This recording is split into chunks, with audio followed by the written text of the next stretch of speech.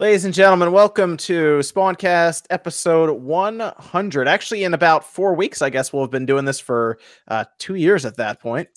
But welcome to episode 100. We have a lot of stuff in terms of giveaways and all kinds of fun stuff to go over here. And I think Max is actually out doing something tonight, so he's actually not available. But we brought Rob back in for tonight to help us out. Hey. Rob of Rule 2 Review. What's going on, man? Yo, what's up? Good to be back for my second week in a row. So pretty stoked. Thanks for having me back for episode 100. Yes, sir. Yes, sir. And then we got Sean, RGT. What's going on, man? Yo, chilling. And then OJ actually is on the move a bit himself, and he's joining us through voice. What's going on, OJ? What up? You guys like my old ass logo? Like 5 years ago. More than that. Dude, this is like this is a long time ago. But yo, good to be here. I can't miss episode 100 now. So Right. I was like, you know what? I'm at my sister's house, but I was like, I can still come through. Then we got Nate. Nate, what's going on? Not too much. Jordan. Hello. And then we have Evan. Yep. Evan was working on a special shirt for the episode 100. But he's still working on it because it sounds like it's a pretty serious shirt overall. Because it's going to include, you said, Evan, you want to explain a little bit about what your shirt is and what the plan is for that? Well, I mean, we looked over, at least I looked over all the old episodes, came to the conclusion that there's about 37 people that have done this show over the past 100 episodes. So it's going to be like a fighting screen. If you're familiar with SNK versus Capcom, that'll be that with all of us in it. And then me and John as some of the main fighting characters on it. So it's a lot of work. And that's what this week's all about. So cool. That'd be good. That'd be really cool to see that. We're going to do like a limited run of like 100 to get started, and then we'll do ones after that as well. Andy, right away with $25 says, "Hey guys, Good old Andy. let's do this." How's it going, Andy? How's it going tonight? So it's going to be cool when that shirt comes out and everything. So we really neat. I like the idea of doing like a limited run of 100 because it's 100 episodes and everything, and then we'll do just like a straight up run online, just a normal one. You said you might do one for too many games, a specialized for that as well. So yeah. it'll be pretty cool to see that. I like the idea of that, to have everybody included on there. So will there be any copyrighted content on the shirt? Copyrighted content. Copyright of Spawn Wave, maybe. What about? Never mind. I didn't think I know where you're going. Yeah. Yeah, I get it. Yeah, everybody who's been on this podcast before will have some sort of representation on it. So it'll be pretty cool.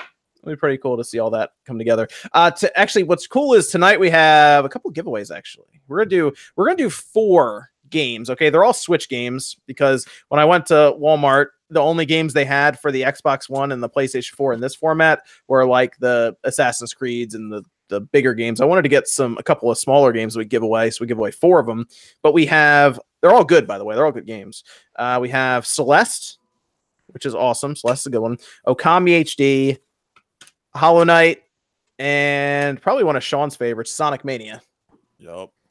So we'll be giving away all this. The way we're going to do it is we're going to give away one every 30 minutes. So at 9:30 Eastern, so in about 24-ish minutes, we'll give the first one away, which I guess what we'll do is we'll pick, if you've typed in the chat at all, you're part of the participants list. So what I'm going to do is I'm going to go through that list, and at that time, I'll just pick randomly from it with a random name grabber, and then Evan can work to get an email or something we can send the information to. Evan, if you could try to figure out how we can work that out.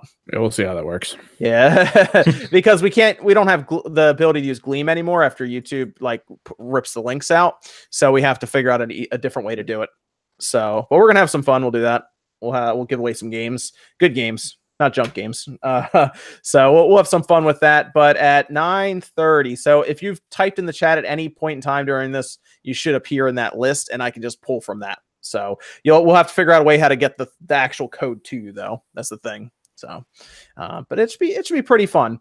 So let me go around here. Is there anything you guys been playing at all? Anything at all that we can start with for games that we've been kind of spending some time with this week? Well, Game of the Year just got a big update. Oh, I did not update that thing. Well, all right. So did you update it? Yeah, of course. Okay. Is it any better? Yeah, it runs smoother, and the online seems a little better as well. Does it really? Are you sure? Does it really? Yeah. Really? Yeah. Maybe I'll have to check that. I said I would check it out and give some opinion on it when I do. How big was the update, though? I don't remember. I don't think it was very big. No, it didn't take long to download. No. I'll also read the super chats at 9:30. I do want to give a shout out to David Valdez with $25 saying I don't want Andy being the only one with a $25 donation. Jesus. Thanks, David. We'll run through those again, like I said, around 9:30 or so, and go back through those. So thanks to everyone who's done super chats. We'll go through any of the questions or anything at that time. Evan, you said we got like 10 Discord questions too. Yep. So there's a lot going on. Over here. I didn't play Modern Combat though, Sean, but I will check it out just because I said I would try it. But how much time did you spend? I mean, have you been playing that frequently? Really? Yeah. You really want to Call of Duty on that Switch, don't you? Yeah, like I don't know.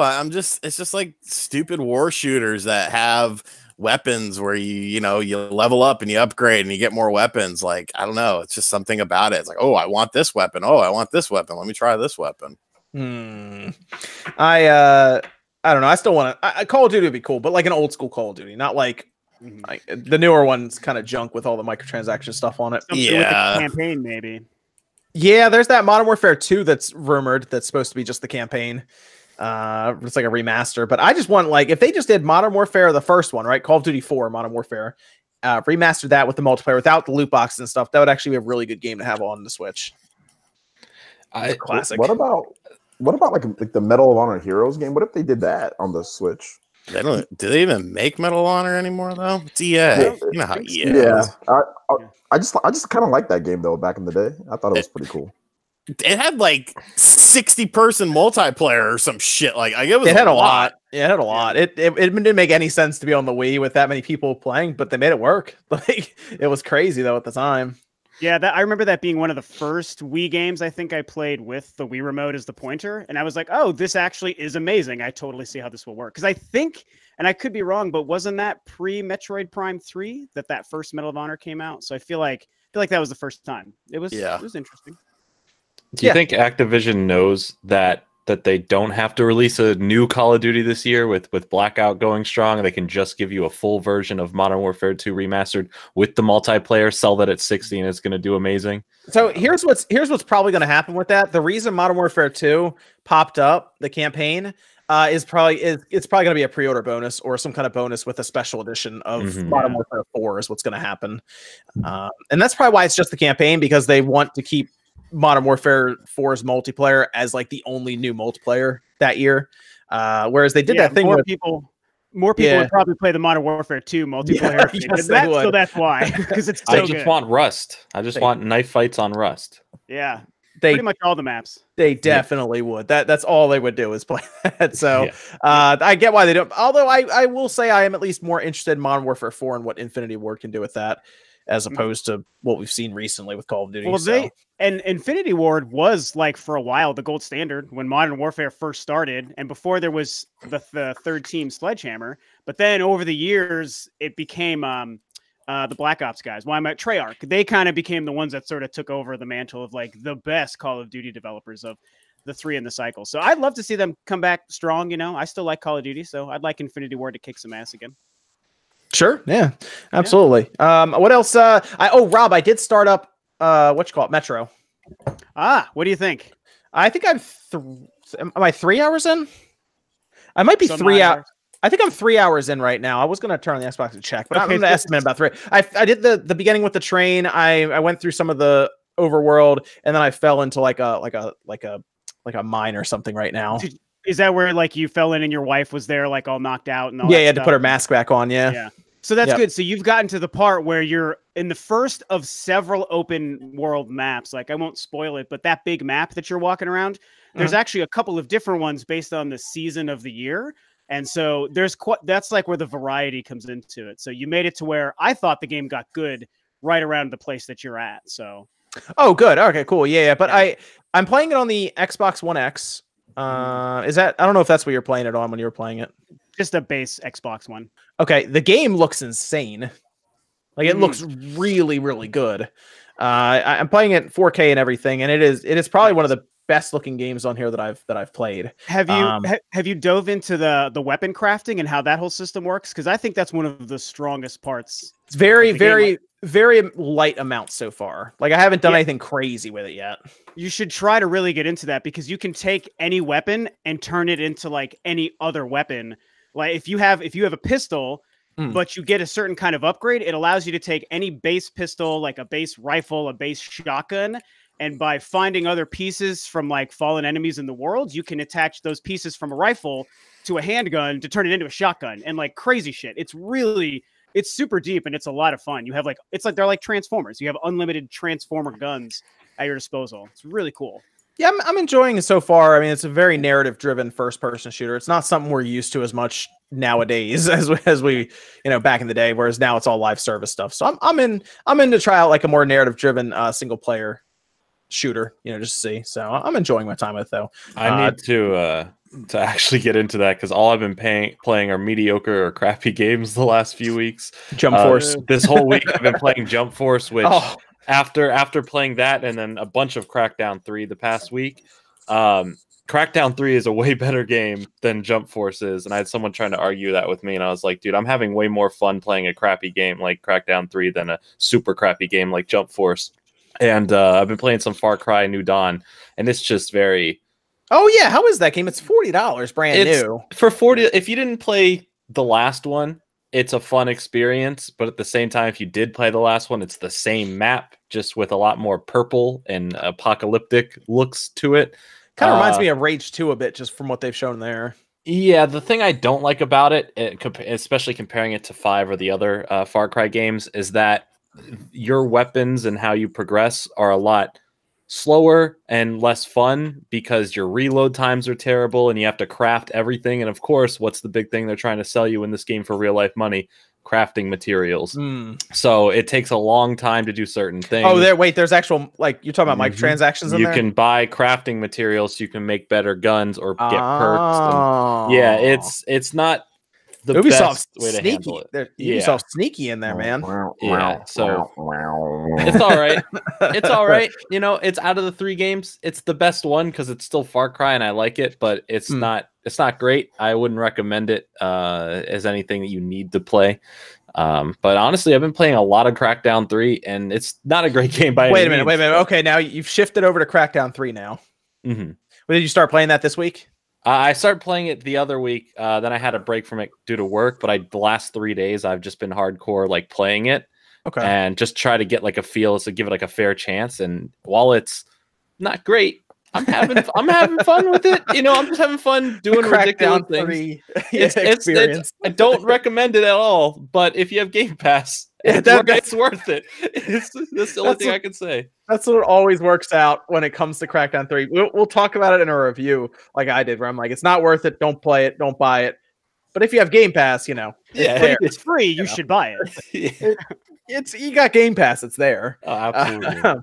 It has that Play Anywhere too, so you could also technically play it on the PC if you already have it on Game Pass, which I didn't install because apparently it runs really well on PC, like without too much issue. Nice. But it's like a 7 or 8 hour experience, and that was done. Did you play the multiplayer?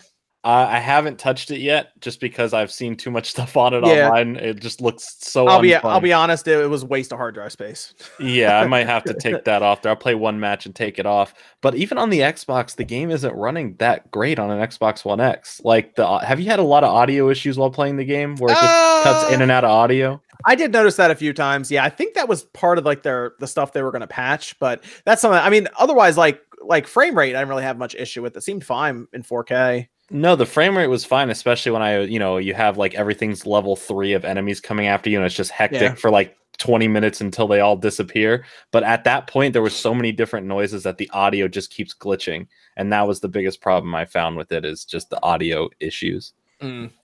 Yeah, I didn't get a lot of that, but at one point in time, to be honest, I just stopped listening to the game. No, I'm watching YouTube at the same time. Yeah, I can't stand the narrator every few seconds, like, now that's what I call a punch. Like, oh yeah, you should upgrade, don't forget to get more ammo. It's like, all right, be quiet, let me just play the game. Yeah, I beat the game. I think I got most of the stuff at least to level 4. I think I got one thing. What did I get to 5? Maybe it might have been my shooting, but you don't really have to level everything up to beat the game or anything. But I just got my shooting to 5. I have everything on 4, except for driving because I'm barely driving. You have to go out. You really have to go out of your way to do any kind of driving, to be honest, to get that leveled. But once I finished though, I really didn't have any real.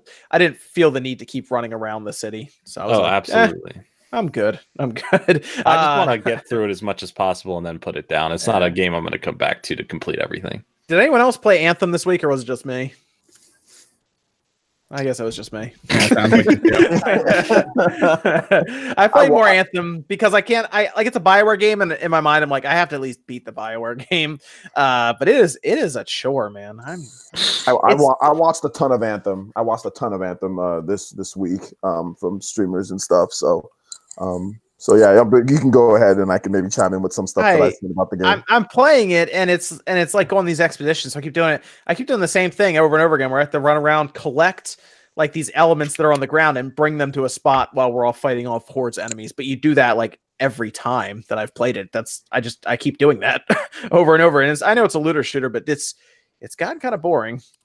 But I mean, I'm gonna beat it because Max told me it's not super long. He said it was like 14 or 15 hours long. So I'm gonna beat it, and then I don't know if I'll play it anymore. So which is a shame because it's supposed to be those live service games. It's supposed to keep coming back, but it's just not. The one good thing about the game is the controls are good, the combat's good, the flying's good, but the actual like purpose of the game has not been very fun.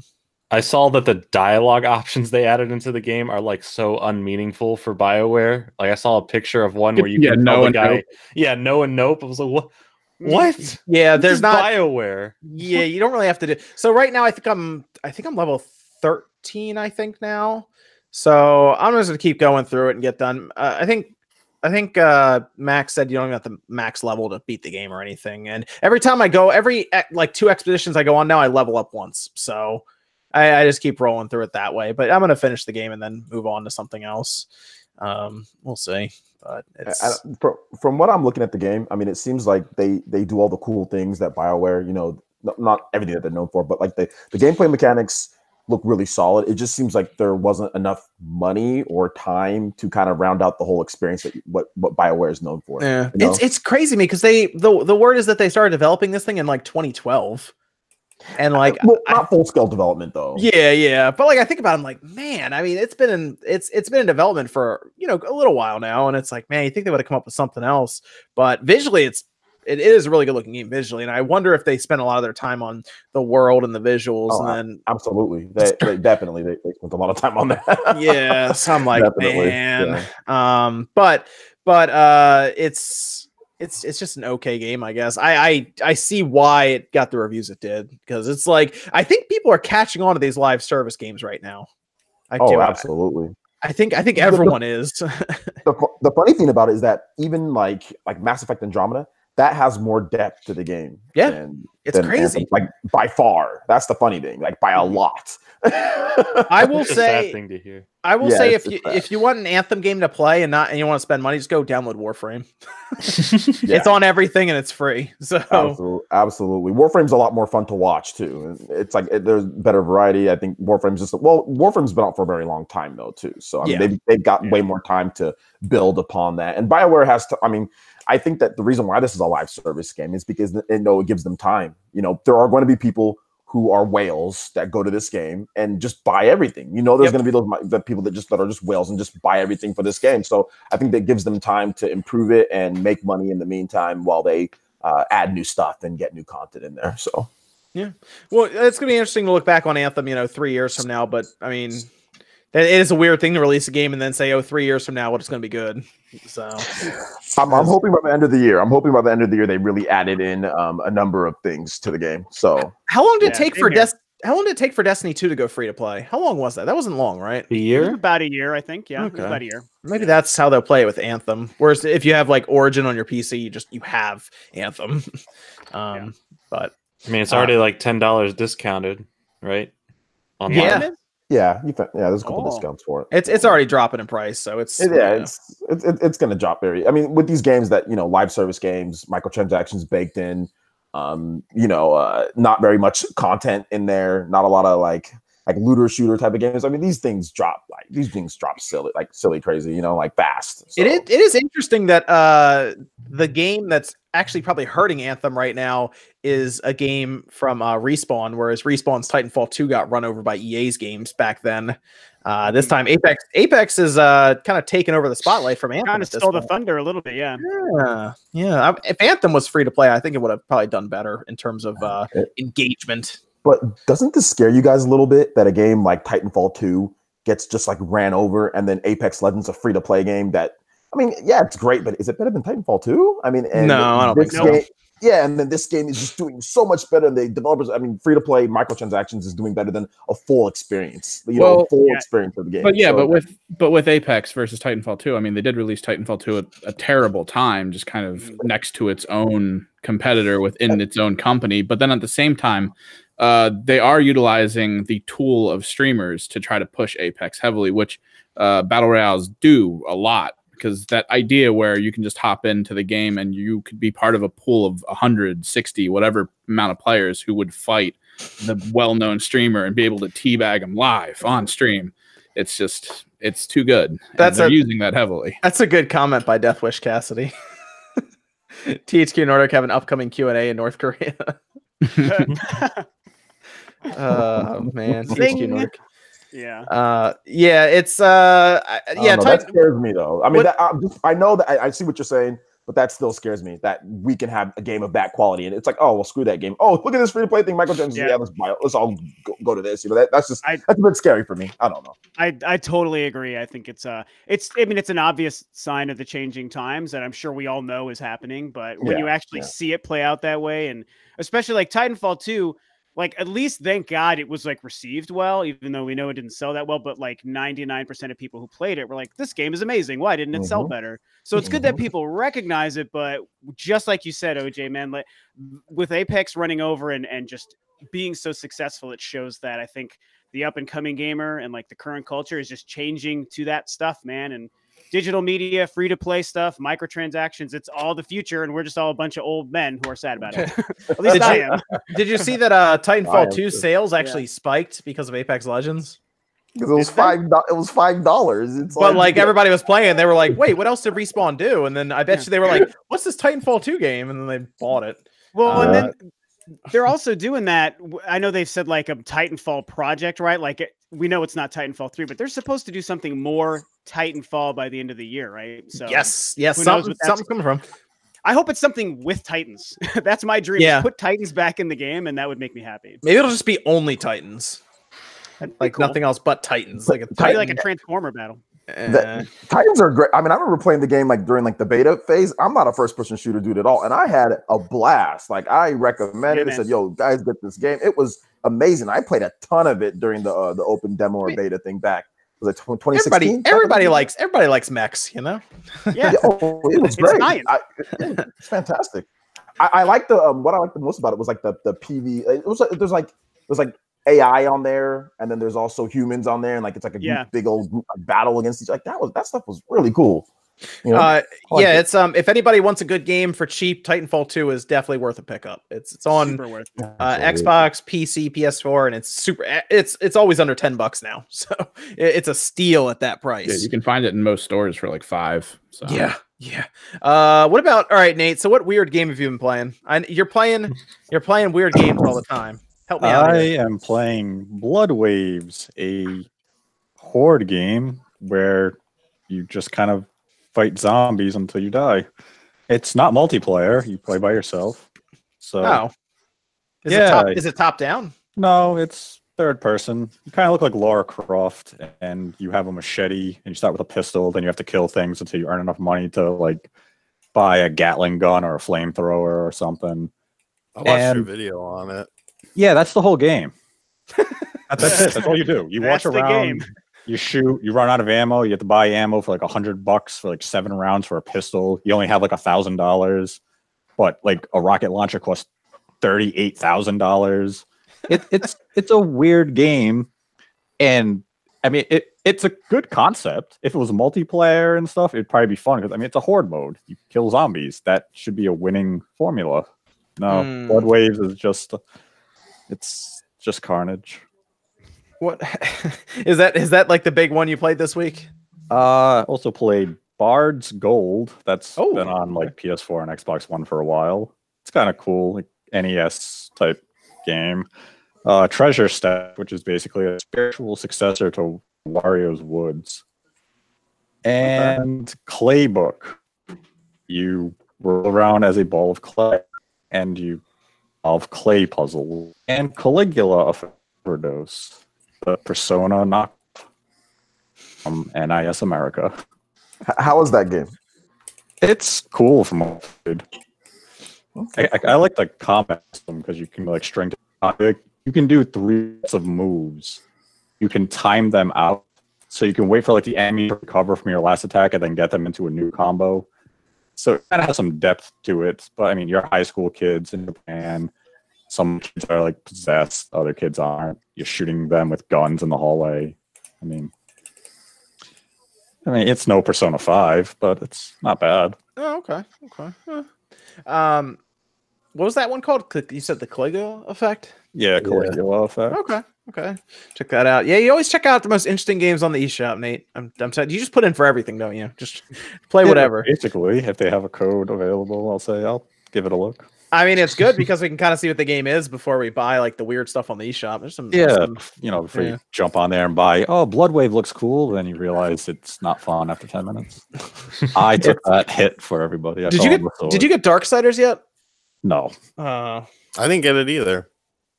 I haven't got it either. Okay, then. I can't you can't talk about it anyway for a long. I can't talk about it for the longest time, which is a shame because I really like the first Darksiders.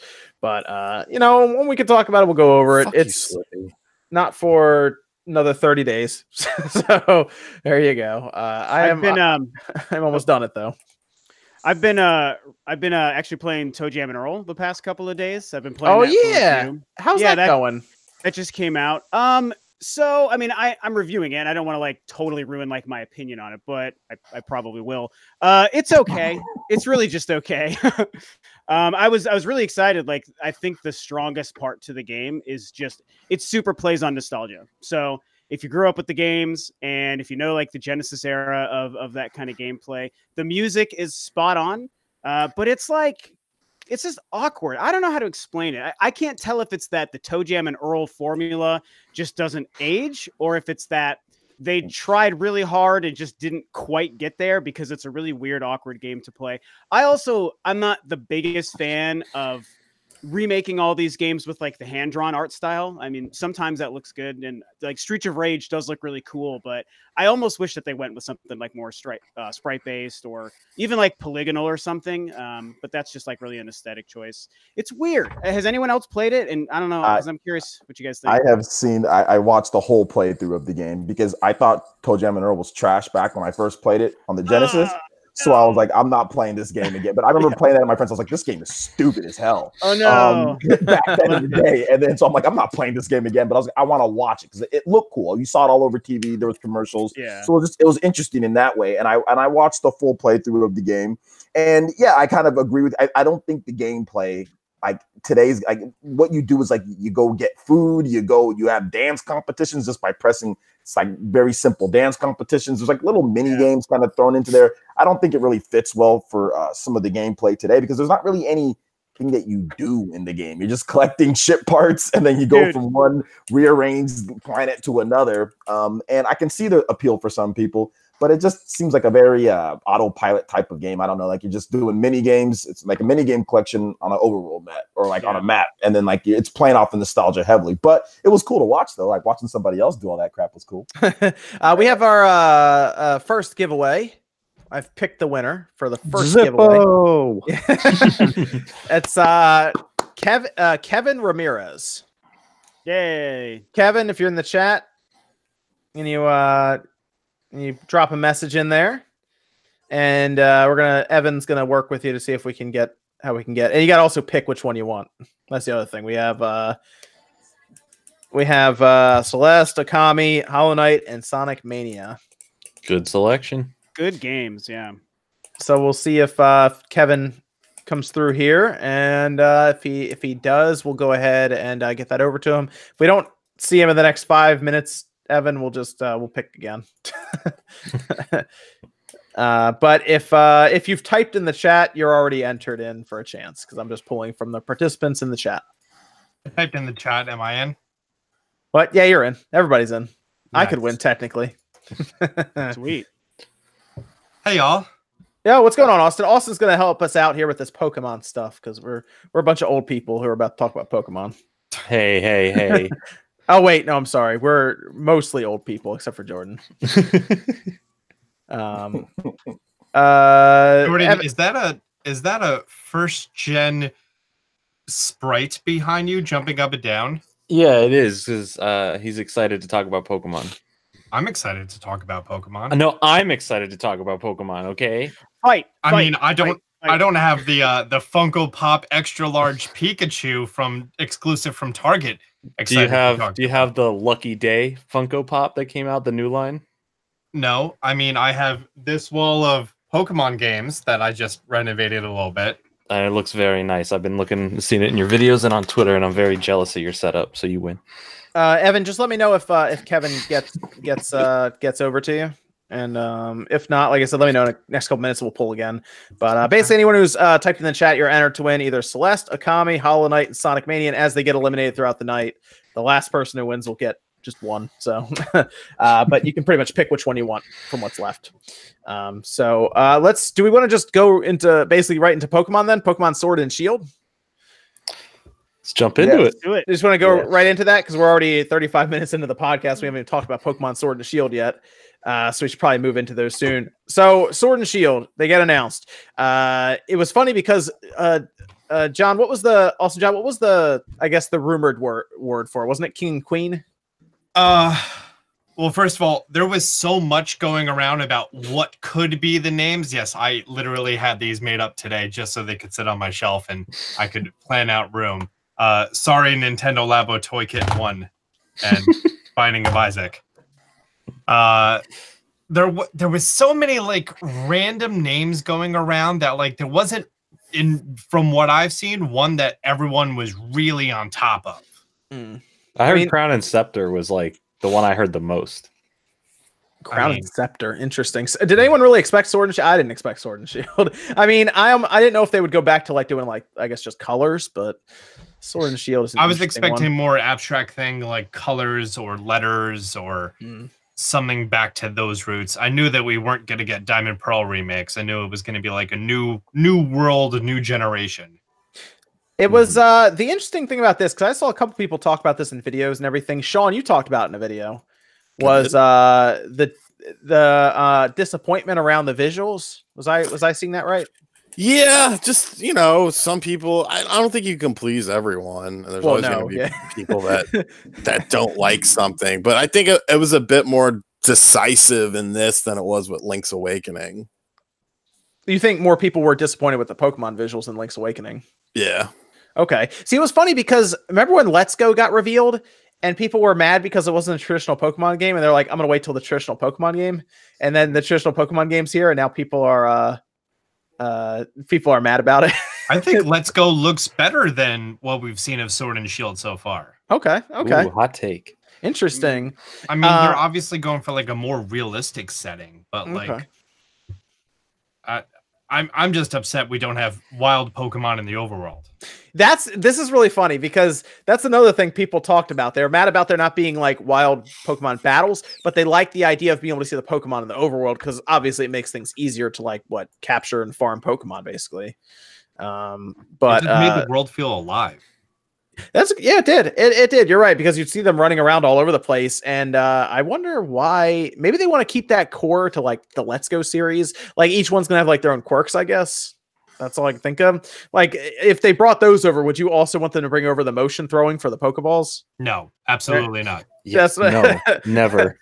That's what I mean. Maybe they're like keeping some stuff like just like that you think of when you think of that series, because there's gonna be another Let's Go game next year. I mean, if it's Let's Go Johto, I'm excited for that. Gold and Silver? Yeah. Mm-hmm. By myself, Lake of Rage Gyarados. Who do they put on the front of that, by the way? Togepi and Marill?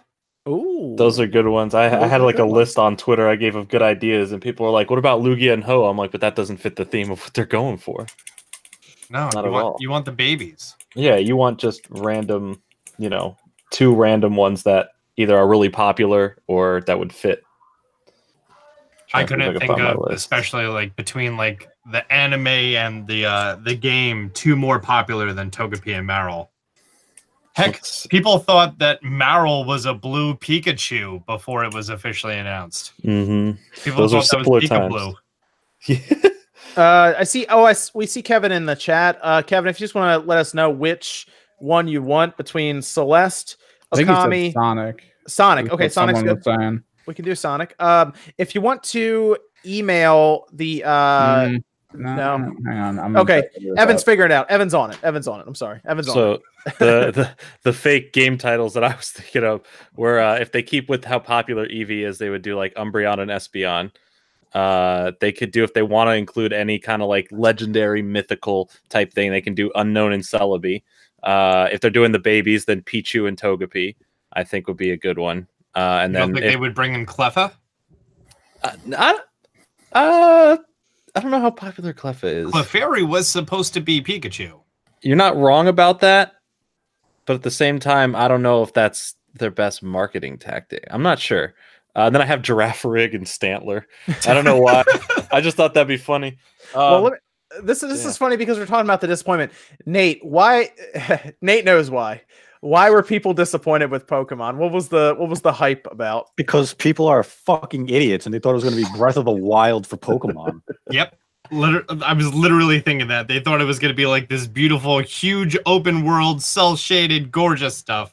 Yeah, everyone's expectations were up here, and that's like for some people's detriment of not liking it because they thought they were going to get this wow moment. And I still like what we saw, but I wasn't expecting a full open world game the way that some people saw it. People wanted World of Warcraft with Pokemon, and you're walking around, and Charizard walked by you and it roar, and you punched him in the face with a fucking Pokeball, and you caught him. The people are stupid. You're describing the entire gameplay of Pokemon Let's Go Pikachu and Eevee, by the way. Well, I don't think they punched the Charizard in the face, though. I mean, you throw your balls directly at its face. Wait, how much do those Pokeball? How much do they actually weigh? Because they're made out of like metal, right? Are you talking about the condensed form or the expanded form? When it's expanded, I don't know. Oh, so I feel like you see him like hit the Pokemon in the face with these things. Get a little red mark. Like that should be like a bloody nose and stuff, right? When you hit him with it. Like Pokemon are tough, man. Do keep in mind some of these take a hyper beam to the face. Yeah, they take electricity and all sorts of stuff and like pop right back up a lot of the time. So these Pokemon are tough, man. That's tough, man. Yeah, it's So the series, you're right though when you say you can't please everybody, Sean. But like it's so funny. I feel like if they had shown us, it doesn't matter what they showed us, people would have been mad either way, and in some capacity. Can I also mention just real quick that the Pokemon Company told us that they're going to make a game that's like Sun and Moon and X and Y. They literally said that when they announced Pokemon Let's Go Pikachu and Eevee, so people didn't freak out about Pokemon Let's Go Pikachu and Eevee. Like, oh yeah, we're making a game that's traditional like Pokemon X and Y or like Sun and Moon or whatever. So that's what I expected, was a game in the same line as that. Yeah, I mean, do people really play the Pokemon games for the visuals, like the graphics? No, but this one they were thinking about that because it's Switch. Yeah, so people were thinking about, I'm going to get this, but they don't listen to what the Pokemon Company says. They just have some people. A lot of the people, hardcore Pokemon fans, obviously they knew that they were going to get a game that was similar to that. But I think Switch is a lot more popular. There's people that are that are expecting, that aren't listening to anything. They haven't played the game. A lot of people complain they haven't played the game since they admit I haven't played since Red and Blue. They weren't gonna jump the shark with this. Like, were people expecting like Detective Pikachu looking Pokemon where they're like ultra realistic? Yeah, some were because they don't listen to the news when it comes to Pokemon, and they're just, Pokemon's big. Okay, this is gonna be the game for me, right? And they're not listening to what anybody says. They didn't even need to listen to what the Pokemon Company said. Like Game Freak creatures, they are not graphical powerhouse studios. That's not their forte. Yeah, they're not very good at that. They were never going to produce these high. I mean, at the absolute best for visuals, I guess would have been something in lines with like Pokken, but even that is way too much for a full-fledged Pokemon game. Yeah, Pokken has a set number of Pokemon, and don't forget that they had to kind of make all these models for 800 to 900 Pokemon for this core game. So that takes their most time rather than focusing on making sure everything is extremely detailed and the highest graphical power it could be. I think town does look better than Pokemon. That's what I was going to say. about to talk about town. Yeah. Sure you guys have seen Pokemon running on Citra, right? Yeah. Yep. It looks having it running on Citra at 1080, 1440. It looks really nice. As far as Pokemon goes. So like getting that native, get rid of the black lines, I'd be happy. Yeah. Well, it's Game Freak, so it's like baby steps for them. Like, the good thing about this move to the Switch is I'll be able to play Pokemon without my eyes bleeding from the resolution of the 3DS. We'll also see, I think a lot of people forget that, like, when they start on a new system or console, their last game that comes out on the console is a huge difference. Like, if you look at X and Y, then the transfer to the Omega and Alpha, and then what they did with Sun and Moon, there's huge graphical differences from those games to where it ended on the 3DS. So right now they're doing what they can on the Switch, but out there, the next generation, like at the end of the Switch's life, when they're like, all right, here's Generation 9, that's going to look completely different and more, not obviously Breath of the Wild, like open world, but a big difference in how it looks now. So yeah, I mean, it's pretty clear that Sword and Shield is using just a modified Sun and Moon engine running at HD resolution. And I mean, I'd imagine Gen 9 would probably use what they're using the Town engine on currently. It's going to be that evolution using that engine, because it's clear Gen 8 isn't using Town. Did you just call Game Freak Bethesda? Well, who said that? I mean, we're talking about having a very new game still running on a very old engine. Yeah, that sounds like Bethesda. Doesn't that sound like Activision too? I mean, isn't Call of Duty still on like Steam engine? It sounds like his Halo as well. Yep. Halo has been running on the same engine for 18 years now. Yeah. Halo Infinite's going to be a different engine actually, which is nice. So that'll be cool. But here's the thing: Game Freak doesn't have to get too crazy with it. It's going to sell, but yeah, I think I'd like to get to the point where Pokemon is like this, open. Everyone wants open world. Is that the way to go, Austin? Open world Pokemon. I mean, it would be. I'm just thinking of like Let's Go, and then just 100 times larger, and everything is more spaced out. Things are less straightforward. There was a rumor, and I remember reading it late one night, and I didn't save the link, and I have no idea where it is. Maybe one of you heard about it. I think it was rumored that they were working on something called Pokemon Dungeon, which was like an open world concept. You ever hear about that? Totally fake, but like the idea of it. So like, say for example, take Breath of the Wild, replace the towers with gyms, add wild Pokemon thematic to the environment. Done. That's what people are like hoping and dreaming for one day. And by people, I mean me. I mean, I think it's definitely not out of the realm of possibilities for what they could do with the series moving forward. And like, obviously a lot of like gripes is not having the Pokemon in the overworld now for Generation 8. But I do think that they'll hear those complaints throughout this launch and its process, that the next games in the series that they're going to try to incorporate that Let's Go, that the Pokemon are just out in the wild into the core series without, putting the throw and catch. You actually battle the wild Pokemon, which is something that I still love. And that's why I don't really love the Let's Go games, because I don't want to I want to battle the Pokemon. I just want to capture them, but that's just me. At the same time with Let's Go, I feel like if Pokemon weren't in the overworld, no one would like the game. Yeah. There's no battling mechanic though. That'd be really tough in that game. I was okay with Pokemon Let's Go for what it was, but I'm sorry, when I beat the game, it was just, I was done with it. It was boring.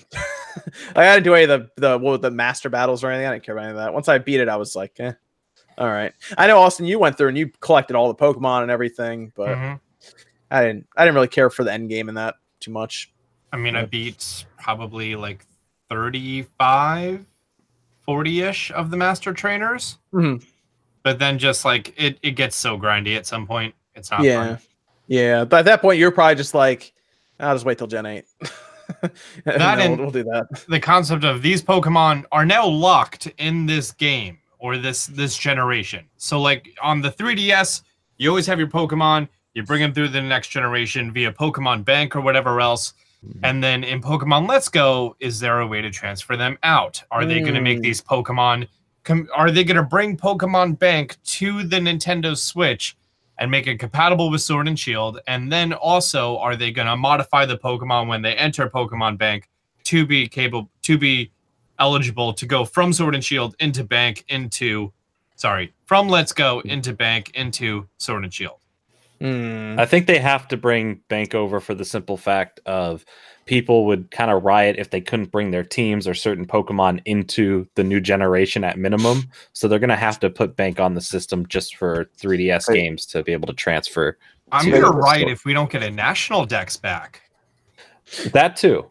Well, but they did say that they wanted to bring Pokemon Bank. They said that they're working on that. They said they even wanted to try to get Pokemon Sun or Let's Go Pokemon. They kind of have to because Let's Go doesn't support cloud saves. Right. So like that would hurt. If you don't have cloud saves or Bank for the new Pokemon Gen 8 series, that would make no sense to me. That'd be just, especially if people get really into that, it doesn't make any sense. I mean, I doubt that they would do cloud backups for Sword and Shield for the same reason they didn't do Let's Go. And we would probably see Bank coming out 2 to 6 months after the game releases. That's usually their window. Well, let's go through some of the super chats. And Evan, you have Discord questions as well. If you want to grab a Discord question for us, then we'll come back and we'll talk a bit about the important stuff, which are the starters, and see who falls where with those. The great debate. Because we also had some poll numbers from the Pokemon company themselves as to what everyone's leaning towards. But go ahead, Evan, hit us with a Discord question. Well, we already kind of answered one since we talked about the Pokemon Bank system. So we will go with, if you could choose a rock band to make the soundtrack of the game of your choice, what would the band and game be? Linkin Park, Tony Hawk Pro Skater.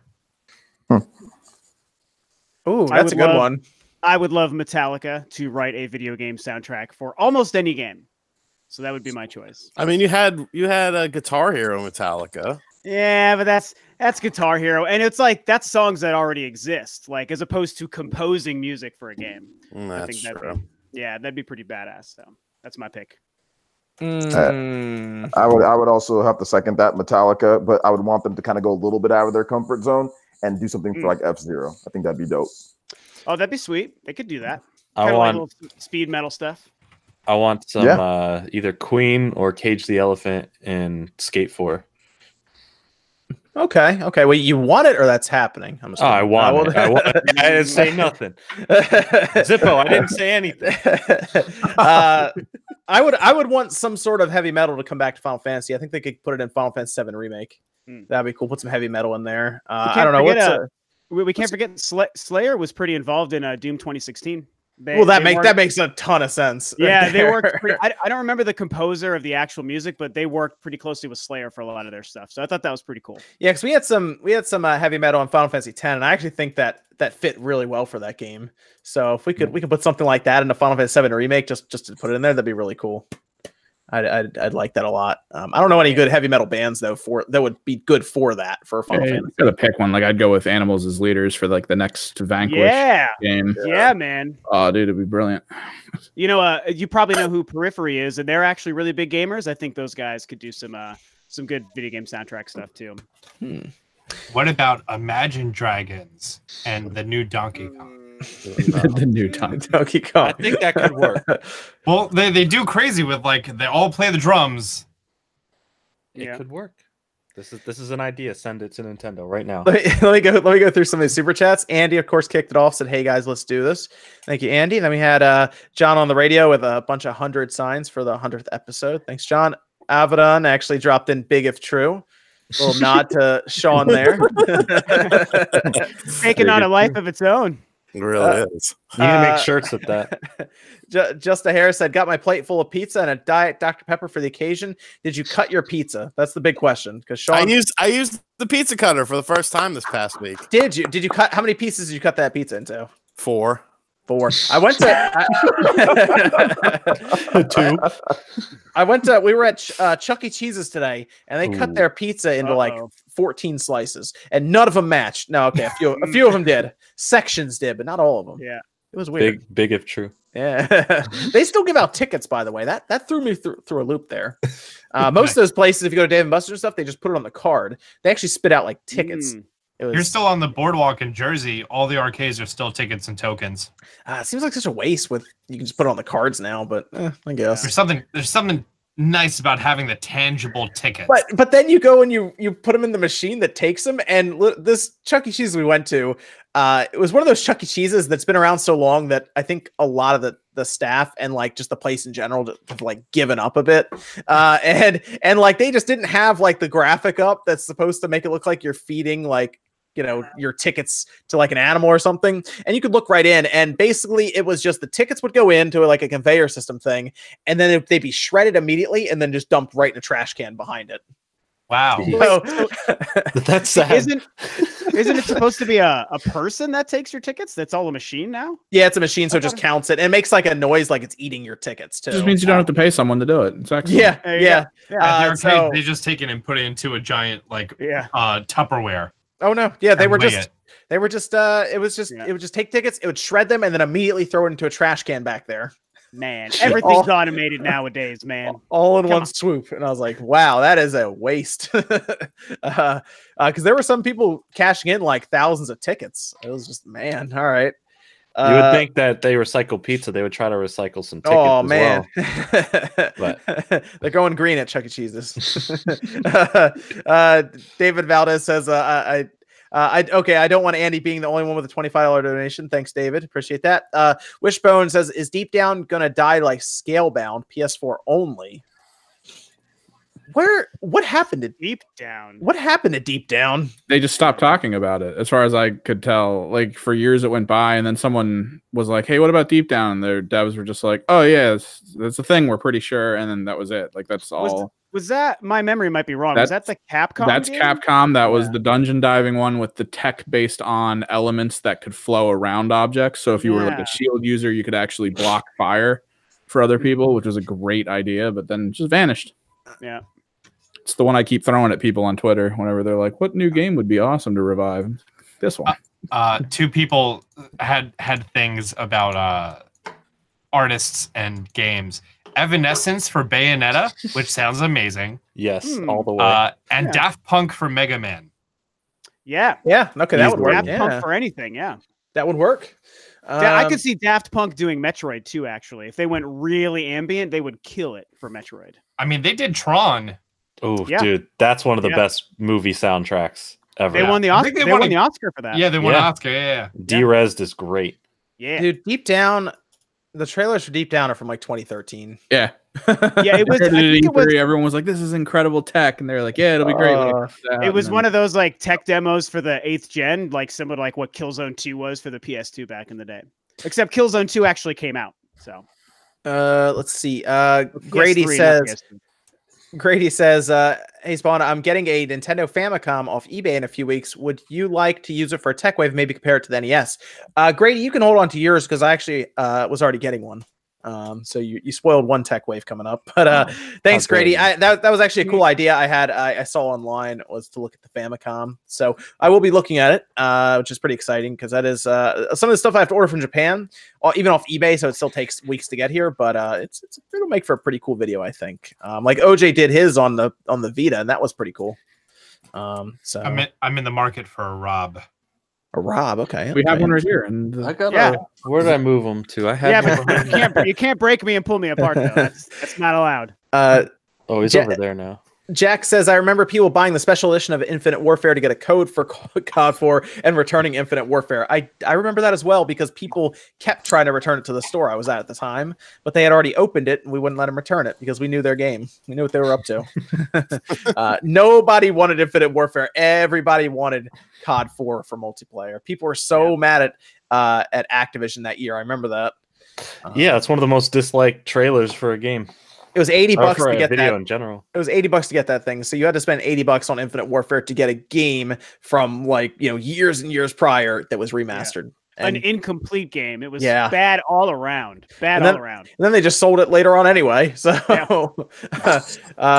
Matthew Hammond says we need RGT 85 Eats segment with frozen food reviews. Sean, you gonna do some frozen food reviews, man? I've been thinking about it. Sean, I feel like you've been growing a lot as a person recently. You hung up your plaque. You got new shelves for the games. You're cutting your pizza. You're not the Sean I fell in love with, but you're the Sean I love. It's like slow and steady stuff, you know. I don't want to get too crazy, but you know, you got to start somewhere. Also, why is your camera so low and you're looking up so high? I don't know. I didn't even look at this. We also got to give a shout out to Matthew Hennigan, who donated 25 to the Streamlabs, saying love the show. Hi to all. Thank you, Matthew. Hello. Hi, Matt. Appreciate that, man. Appreciate it. Then Metroid Prime Trilogy says, do you guys think Scalebound is a July or August release on Switch? No. What? They have another game coming out in August, so I doubt it's coming out that quick. He's cashed in the chips already, man. Yeah, serious. We got to see if Scalebound's even a thing yet. Scalebound's not announced, so how is it? Hey, hold up. There's no proof or no real hard evidence. No, he knows. I'm gonna say August 2020. There you go. It's a fair guess. There you go. We are just about 2 hours left until the anniversary of the Switch. Oh yeah, that's true. Yeah. Everyone getting their videos ready? No, I still gotta do mine. Mine's almost done. I was gonna release it at midnight, and then I was like, do I want to make it like super accurate, or do I want people to actually see it? Yeah, people to see it be good. Yeah. Deathwish Cassidy had that awesome comment from earlier about THQ Nordic having an upcoming Q&A in North Korea. Twist says, who's your guys' favorite video game content creator? Clean Prince Gaming, Arlo, Sunbrookish Games, Nate at Direct Feed Games. That's Nate. That's clearly Nate right there. Hey, Nate was the content creator of the week last week. He dropped the bombshell on the internet. Yeah, when you people play Ori on your Switch this year, you're welcome. This year, interesting. Oh shit! That was a real-time scoop.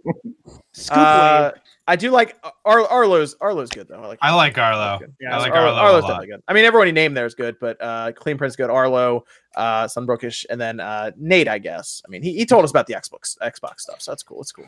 It's not bad. Yeah, Nate, you're pretty popular there last week, man. Give you that. Yeah, kind of faded after that. Welcome to the internet, where they forget who you were, 24 hours later or whatever. But let me. Well, when's your next? You have another discussion thing coming up at some point, right? Yeah, I haven't really felt like recording it. Then you just gotta walk. You just gotta go out and walk the dog, right? Yeah, I did, and I started it, and I was like, yeah, I'm not posting this. Well, we do have that topic of discussion in this podcast, though, so you kind of can hear, I guess, right? With Resident Evil and everything. Christopher says hashtag Team Shield, hashtag Team Sobble. And then Amy says, do you think Sword and Shield will allow cloud saves? We kind of talked about that. We think they'll have that the bank support is what we're thinking, but probably not cloud saves because they're worried about people, I guess, altering it in some way or hacking it. Well, you just trade off and then you back up from the cloud. Yeah, there you go. There you go. So I'm sure there's some concerns there with that. But Evan, you want to hit us with a Discord question before we give away the next code?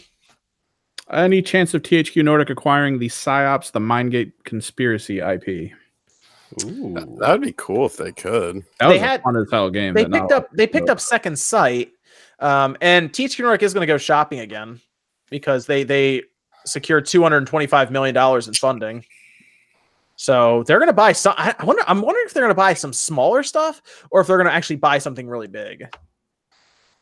I wonder what could they actually buy though. Probably Randy Pitchford's USB. Keep it on the mantle. No. Yikes. I do wonder what smaller games they would go after, though. Someone just bring back Chameleon Twist or Croc. That's all I asked for every week. That's all I want. I think they are doing a time splitters though, Lee. Don't worry about that. There's some time splitters happening in the background. Evan, did you get everything caught up with Kevin? Is he taking Sonic? I sent him a message. Someone in chat said he wanted Sonic, but he hasn't gotten back to me at all. I will put Sonic to the side for Kevin then. So we have 3 left right now. So let's do the next giveaway. Again, Kevin, if you want to pop up in the chat. Well, not the chat. The best way to message him is through his discussions page on YouTube. Like that's the easiest way to do it. Okay. Rather than us getting a million fake Kevin Ramirez emails. That's a good point. That's a good point. Hi, I am Kevin from Jeremy. There you go. Evan's on top of it with that. Let's pick the next one. 1, 2, and 3. We have Johnny Rosado. Johnny Rosado. Come on down. Yes. You won either Celeste, Akami, or Hollow Knight, depending on which one you would like to pick. It's a good selection. Yes. Guys, I just changed my name to Johnny Rosado. It is me, Johnny Rosado. I am also known as Johnny Rosado. I want Okami, please, John. So let us know, Johnny. Evan will keep an eye on the chat to see if he can spot. I saw him pop up, so I'm okay, cool. See about messaging him. Yeah. Is it time to talk about Grookey Gang? Yes. Now we can move on to the 3 stars. Who are the 3 starters, John? Austin. John. We got Grookey Gang. Mm-hmm. That's Grookey, the grass one, who's a small monkey. We got the Sobble Squad, which is the very curious imp that's already taken over the surprise Pikachu meme on the internet. And we have people who like Score Bunny, which is the Tricks Rabbit, but it is fire type. I'm going with Grookey on this one. Grookey is adorable. I'm with Grookey. I mean, he's got a stick. He hits stuff with a stick, man. He's a monkey. I gotta go Grookey on this one, man. Gotta go Grookey.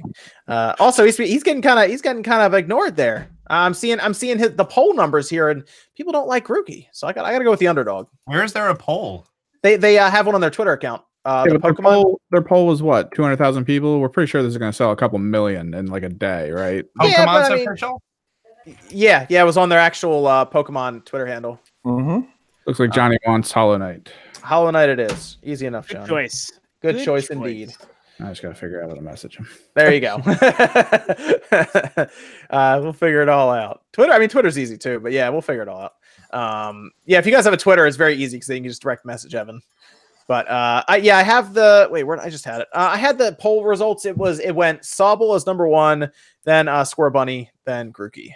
So I'm a Score Bunny, man. I'm looking forward to using Score Bunny. I'll admit, I usually go with the fire type to start. Like in the beginning, back in the day, I'd always start with Charmander and everything, Cyndaquil. But I'm gonna go with Grookey on this one. Now we don't know what their final evolutions look like. Every real Pokemon master knows you don't pick one until you know what their final looks like. That's a good point. I need to see. Then you put it in your storage PC and never use it again. I always use my starter. Same. There's so many to choose from. Why? Yeah, that's the thing. Your starter, man. Like that's your homeboy from the beginning. Yeah, it's the I have no homeboy. connection with those things. Loyalty, man. Not only are they your friend amongst the entire journey, they actually have some of the best stats in the game. No, yeah, they do start with the best EVs, but like I don't know. Every single game I've played of this, since it's basically the Madden of Nintendo games, you start with just the base elementals, and then at some point I'm like, I don't really care about this. And then I put them in the box, and I'll usually get all either dark or ghost Pokemon and go to the end. All I know is I never pick grass because I usually have an electric type on my team. Yeah. And it's pointless to have both. Oh, there's Johnny right there with the super chat. With the Thank you for the giveaway. Wow, what is everyone's thought on the Division 2? Will you all be playing it? I will be playing Division 2, mostly because of my profound disappointment with Anthem. I played the beta. The beta's this weekend. It's actually really good. All my friends are going to play it, so I'm definitely getting it. I'm going to go in with it because I think it looks better than Division 1. And Division 1 was actually kind of fun. So shout out to Johnny, who won a game and then immediately gave a rebate. Hey, I mean, it's Hollow Knight, man. You can't put a price on Hollow Knight. Actually, this one was like $15, but it's still a good game. So $10. Yes. Yeah. No, Hollow Knight's awesome, and they're coming out with their sequel as well. So, and there's only 3 people that work at Team Cherry, so they're doing some things over there. Doing some things. Division 2 looks cool, but I'm just kind of souring on this whole live service stuff. So I'll be watching, but it looks awesome. But I can't wait to watch because I watched a lot of Division 1 and I thought it was cool. I'm telling you, man. I think that the bubble's starting to burst for these live services. I really do. So we'll see. Yeah. So what's that? All right. So who's everyone starting with? Square Bunny. Okay. It's one for The Square monkey. Bunny. Yeah, Monkey, going Square Bunny. Square Bunny. Okay. So there's 2 and 2. No one said Sobble yet. The thing about water types is there's a lot of them. Okay. You usually have your pick of the litter of whatever water plus whatever you'd like. Like if they release a water ground, you obviously pick that because no one has a grass type. Well, since I don't plan on playing it, I will pick Sobble to give my man some love. So you're not a Pokemon person? Nah, it's not really. Nah. It's too much time investment for a series that I haven't been too excited about. So, okay. But I like watching the Pokemon community discuss it and react to it.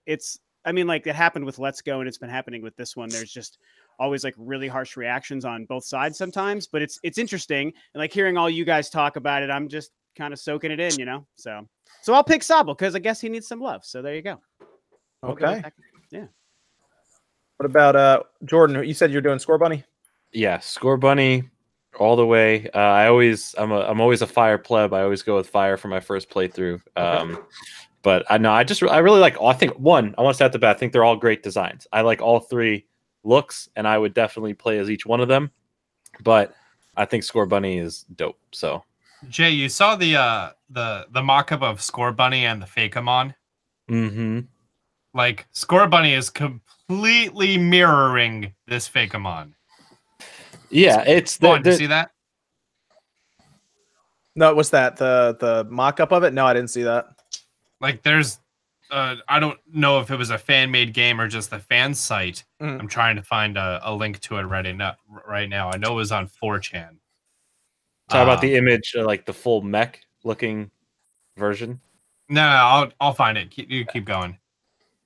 Okay. Because if that leaked image is correct, and then the armored rumor, being true, then I'm all for Score Bunny's final evolution being some Iron Man mech bunny. But that's just me. Okay. Yeah, we'll see what the I saw that one 4chan rumor that ended up being true, at least about the names and everything, and the setting being in like the UK. Oh, and Space Chicken. Space Chicken.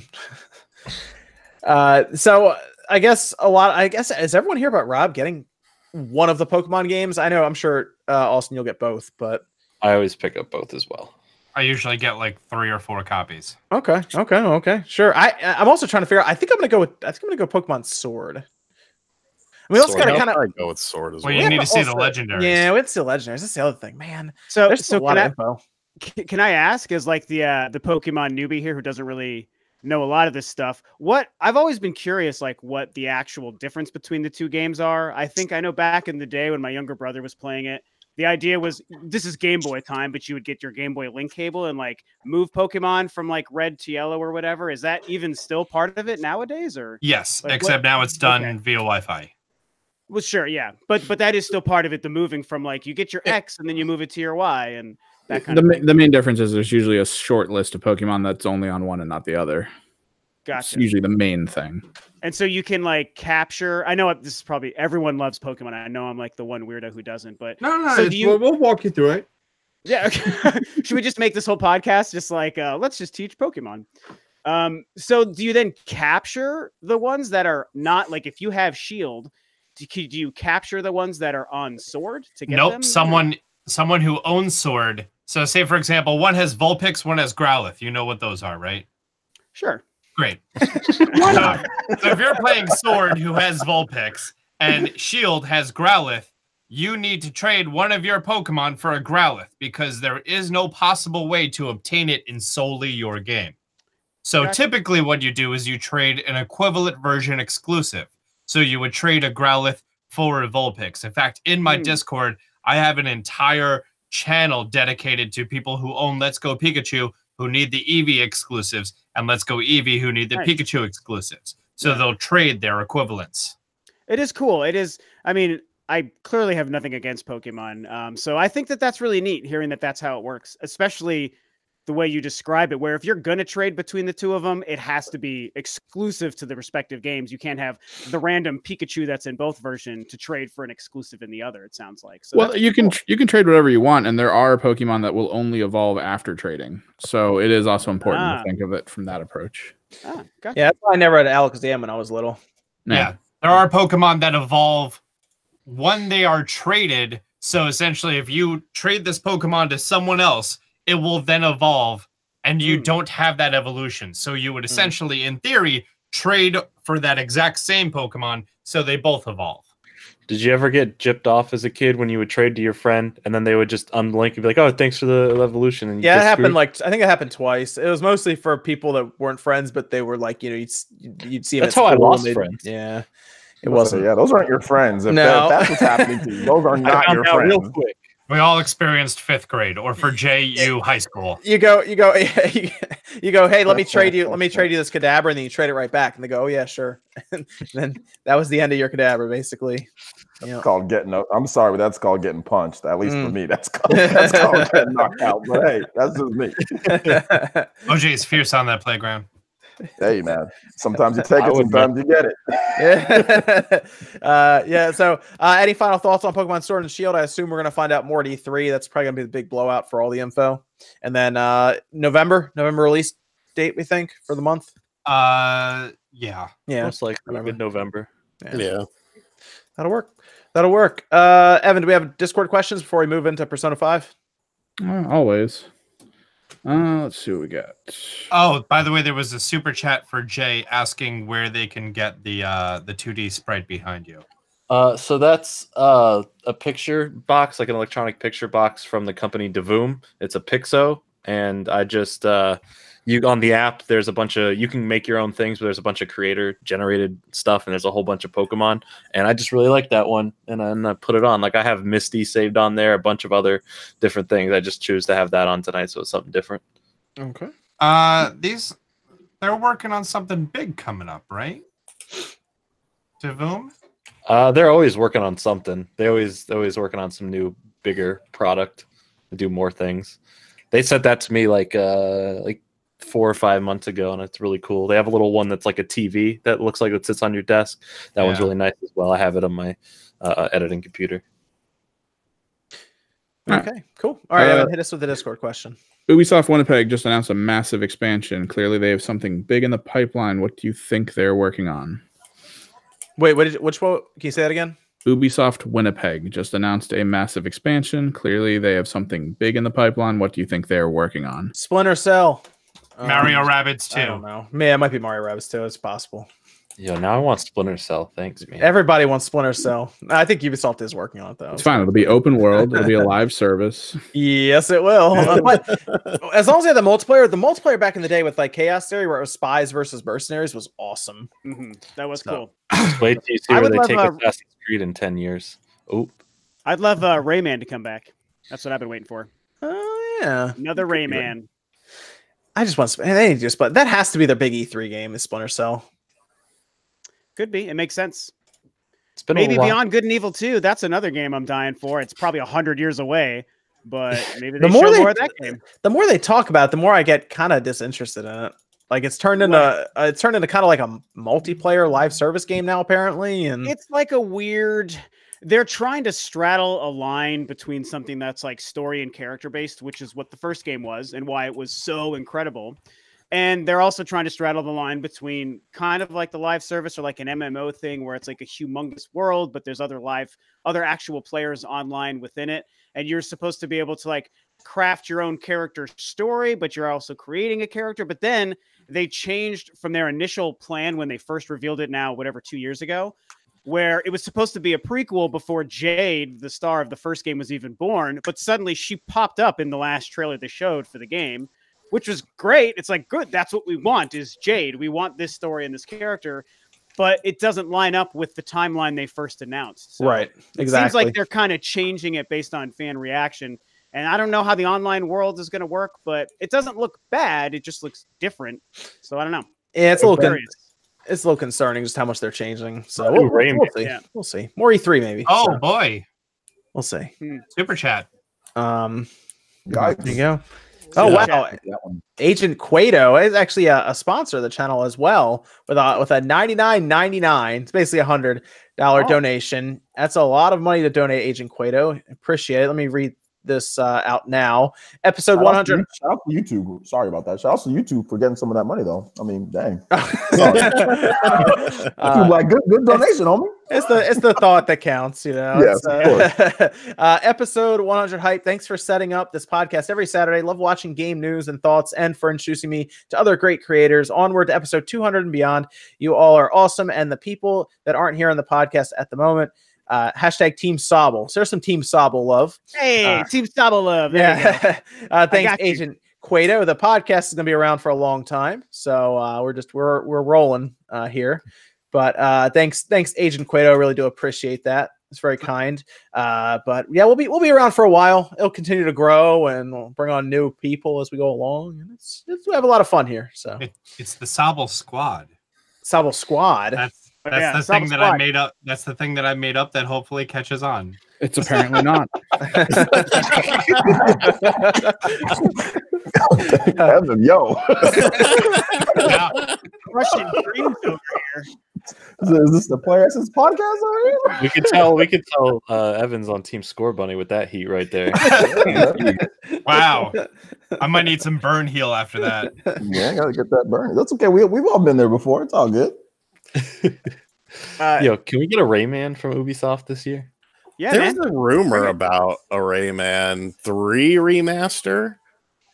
I mean, remasters are fine, but the last game was really fun, good. So those games are great.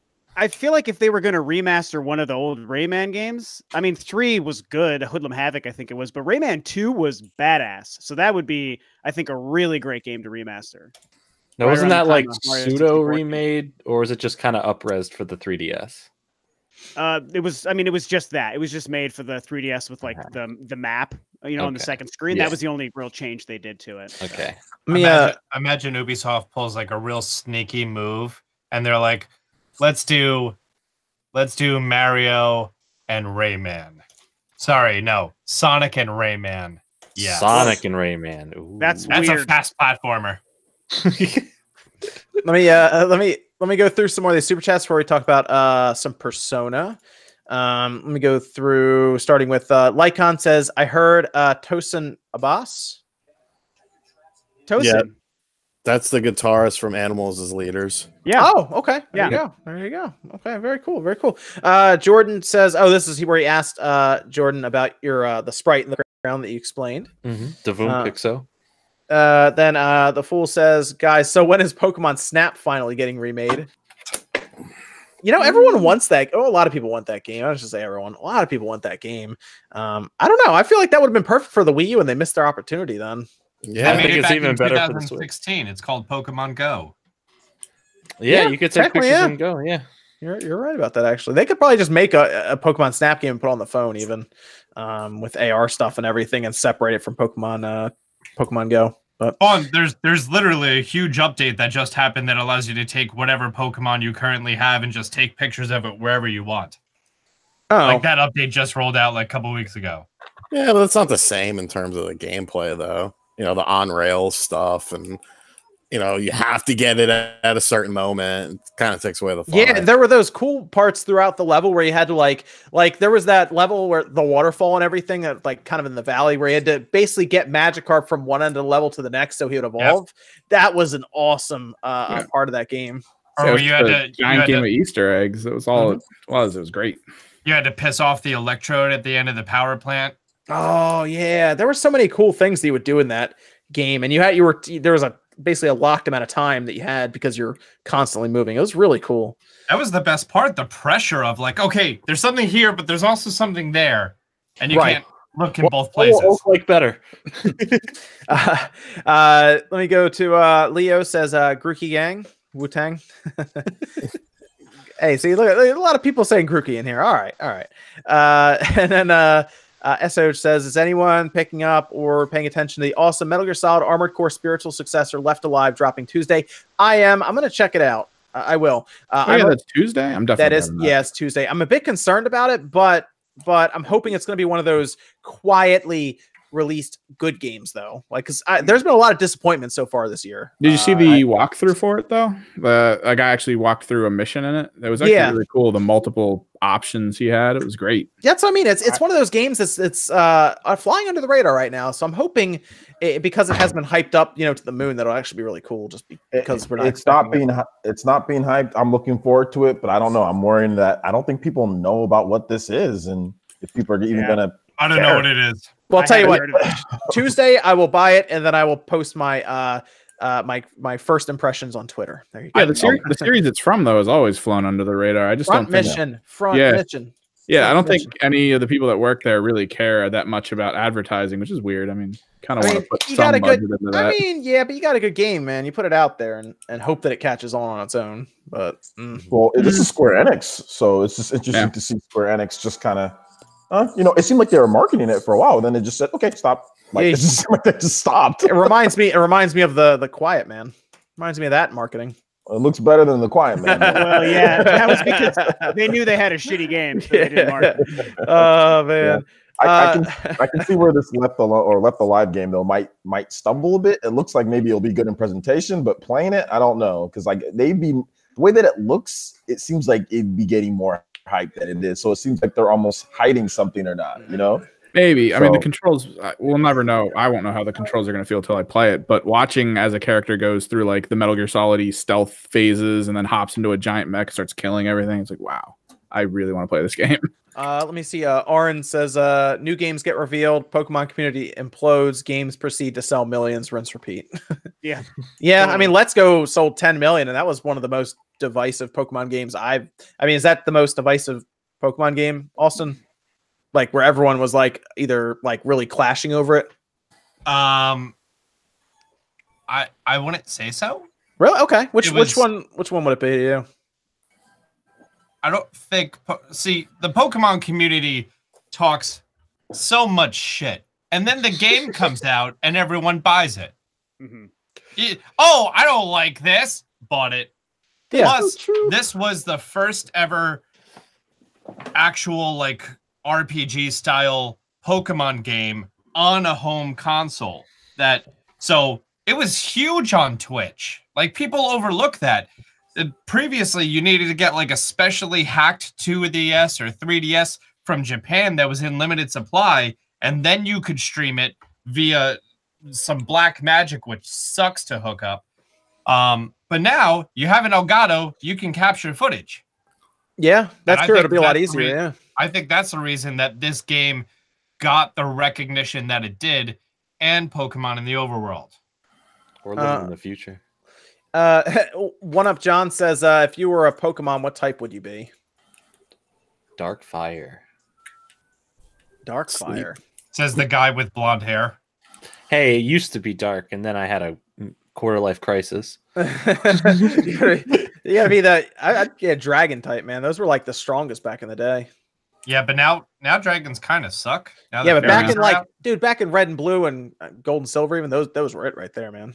Back in Red and Blue, where there was that 3 dragon types of the same evolutionary line. Hey, man, they were strong.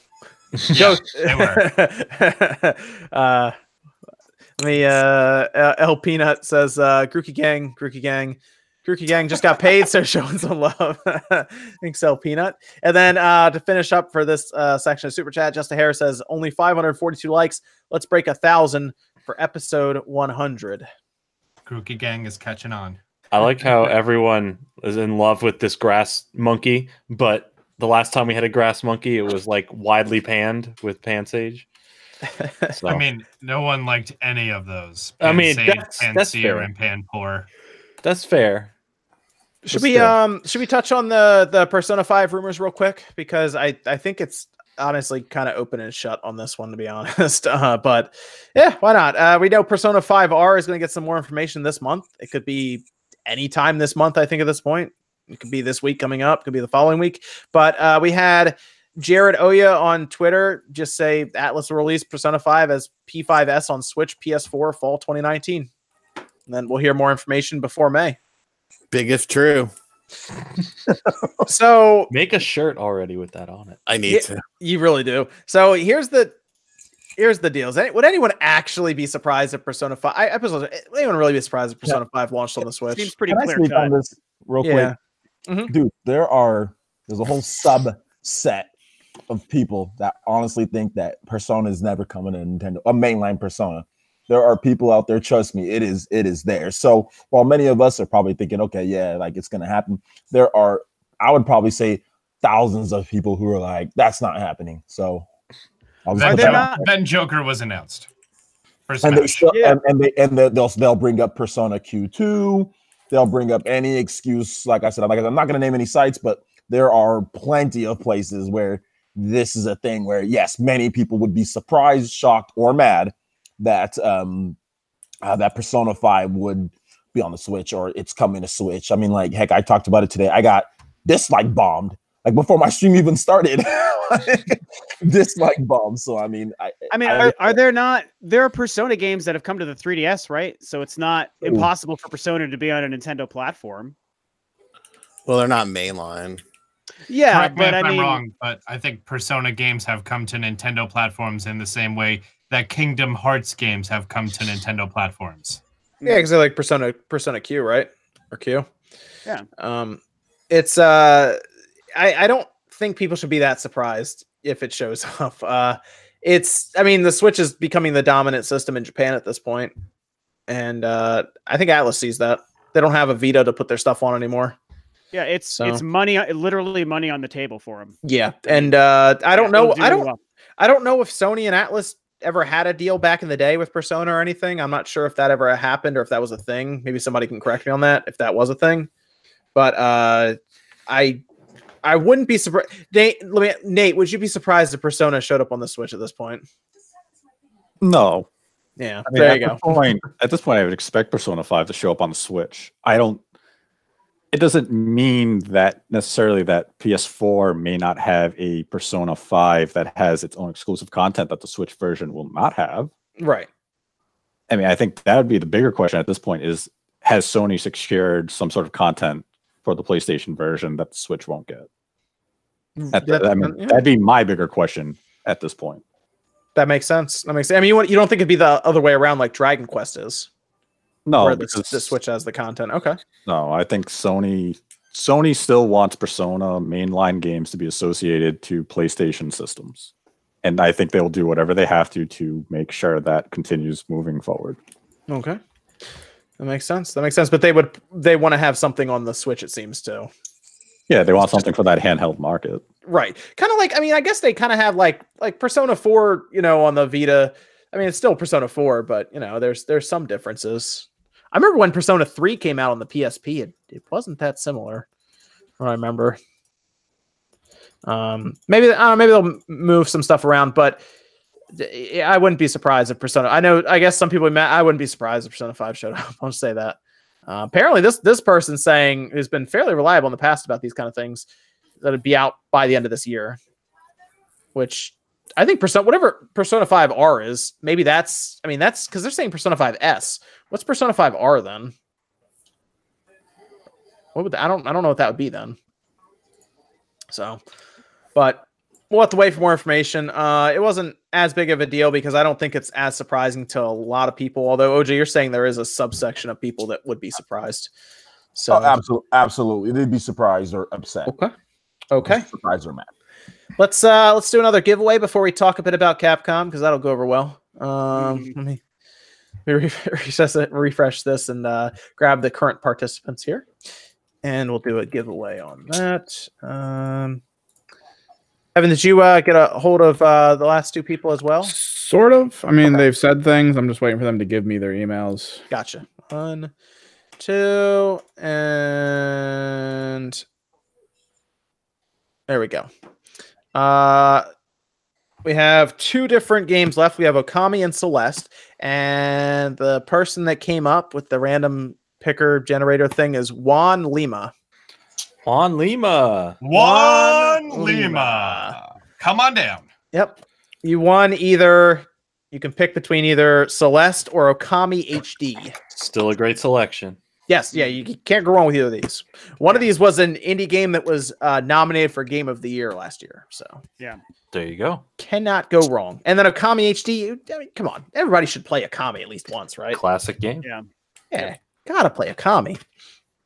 So, Juan, if you want to type something into the chat there, Evan can pick you out, and you can let him know which one you want. And then the last one, which honestly, that means somebody's going to, at the end, is going to end up with either Okami or Celeste by default, and can't go wrong with either of those. So, if you do a super chat, it's easier for them to see you. You just type into chat, it's fine. Cool.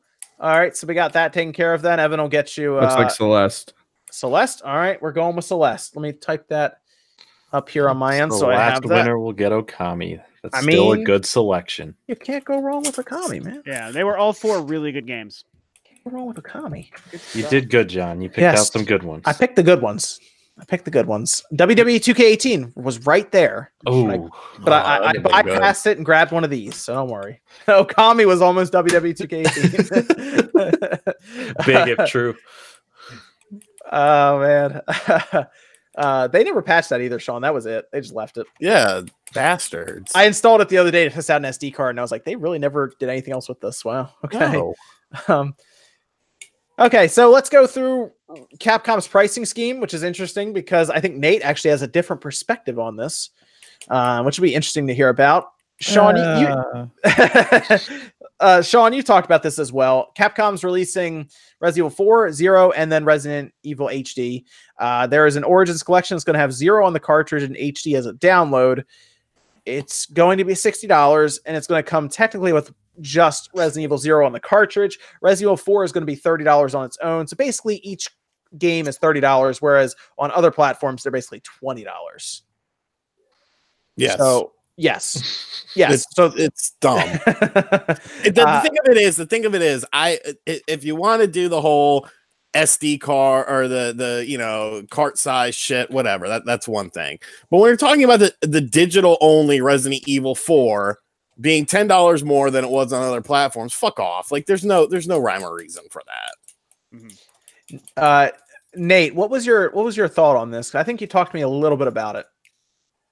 Well, I mean, the problem, it's an issue. I mean, in this case, it's not, Capcom isn't a victim of the cart price issue. It's Capcom sitting there saying, I know I can charge $30 and I can get away with it. These games are going to sell, and they will. Capcom's right. Because Resident Evil Revelations Collection had one game on a 16 gigabyte cart, and that was $40. Mm-hmm. So, like, Resident Evil 4 could be $20. It's just Capcom saying, fuck off, we can charge 30. You're going to buy it. And, I mean, that's pretty much how simple that goes. I think the pricing is a bigger dilemma for other Switch games when it comes down to the game card pricing. Capcom, in this case, is just looking at it and saying, you're going to buy the games. Right. I mean, for me, they saved me $30. I would have bought the Origins collection at retail if Resident Evil 1 was on the game card. But for Resident Evil 0, I don't want that. I'll just buy Resident Evil 1 from the eShop for $30. Right. Yeah. So, I mean, but at the same time, by me buying that from the eShop for $30, Capcom gets a bigger slice of the revenue pie because they don't have to pay the retailer. So they're actually better off having people buy from the digital market because they get a higher percentage of that $30. See, I think they should have just all been digital and not even dealt with the retail front on that. But then people would have complained that there was no retail presence. Yeah, and I also think that and kind of like Sean was saying, the problem is the fact the difference between the physical and the digital is part of why the price is a problem. So if there was no promise of anything physical, even if it's only one of the 3 games in a case, it makes the $30 price that much more offensive. Just like with Resident Evil 4, which is $30 only digital, they clearly could have charged $19.99 like all the other versions. And then, of course, in the UK, where there is no physical for anything. And so all 3 of these games are the same, 30 euros and 30 pounds and whatnot.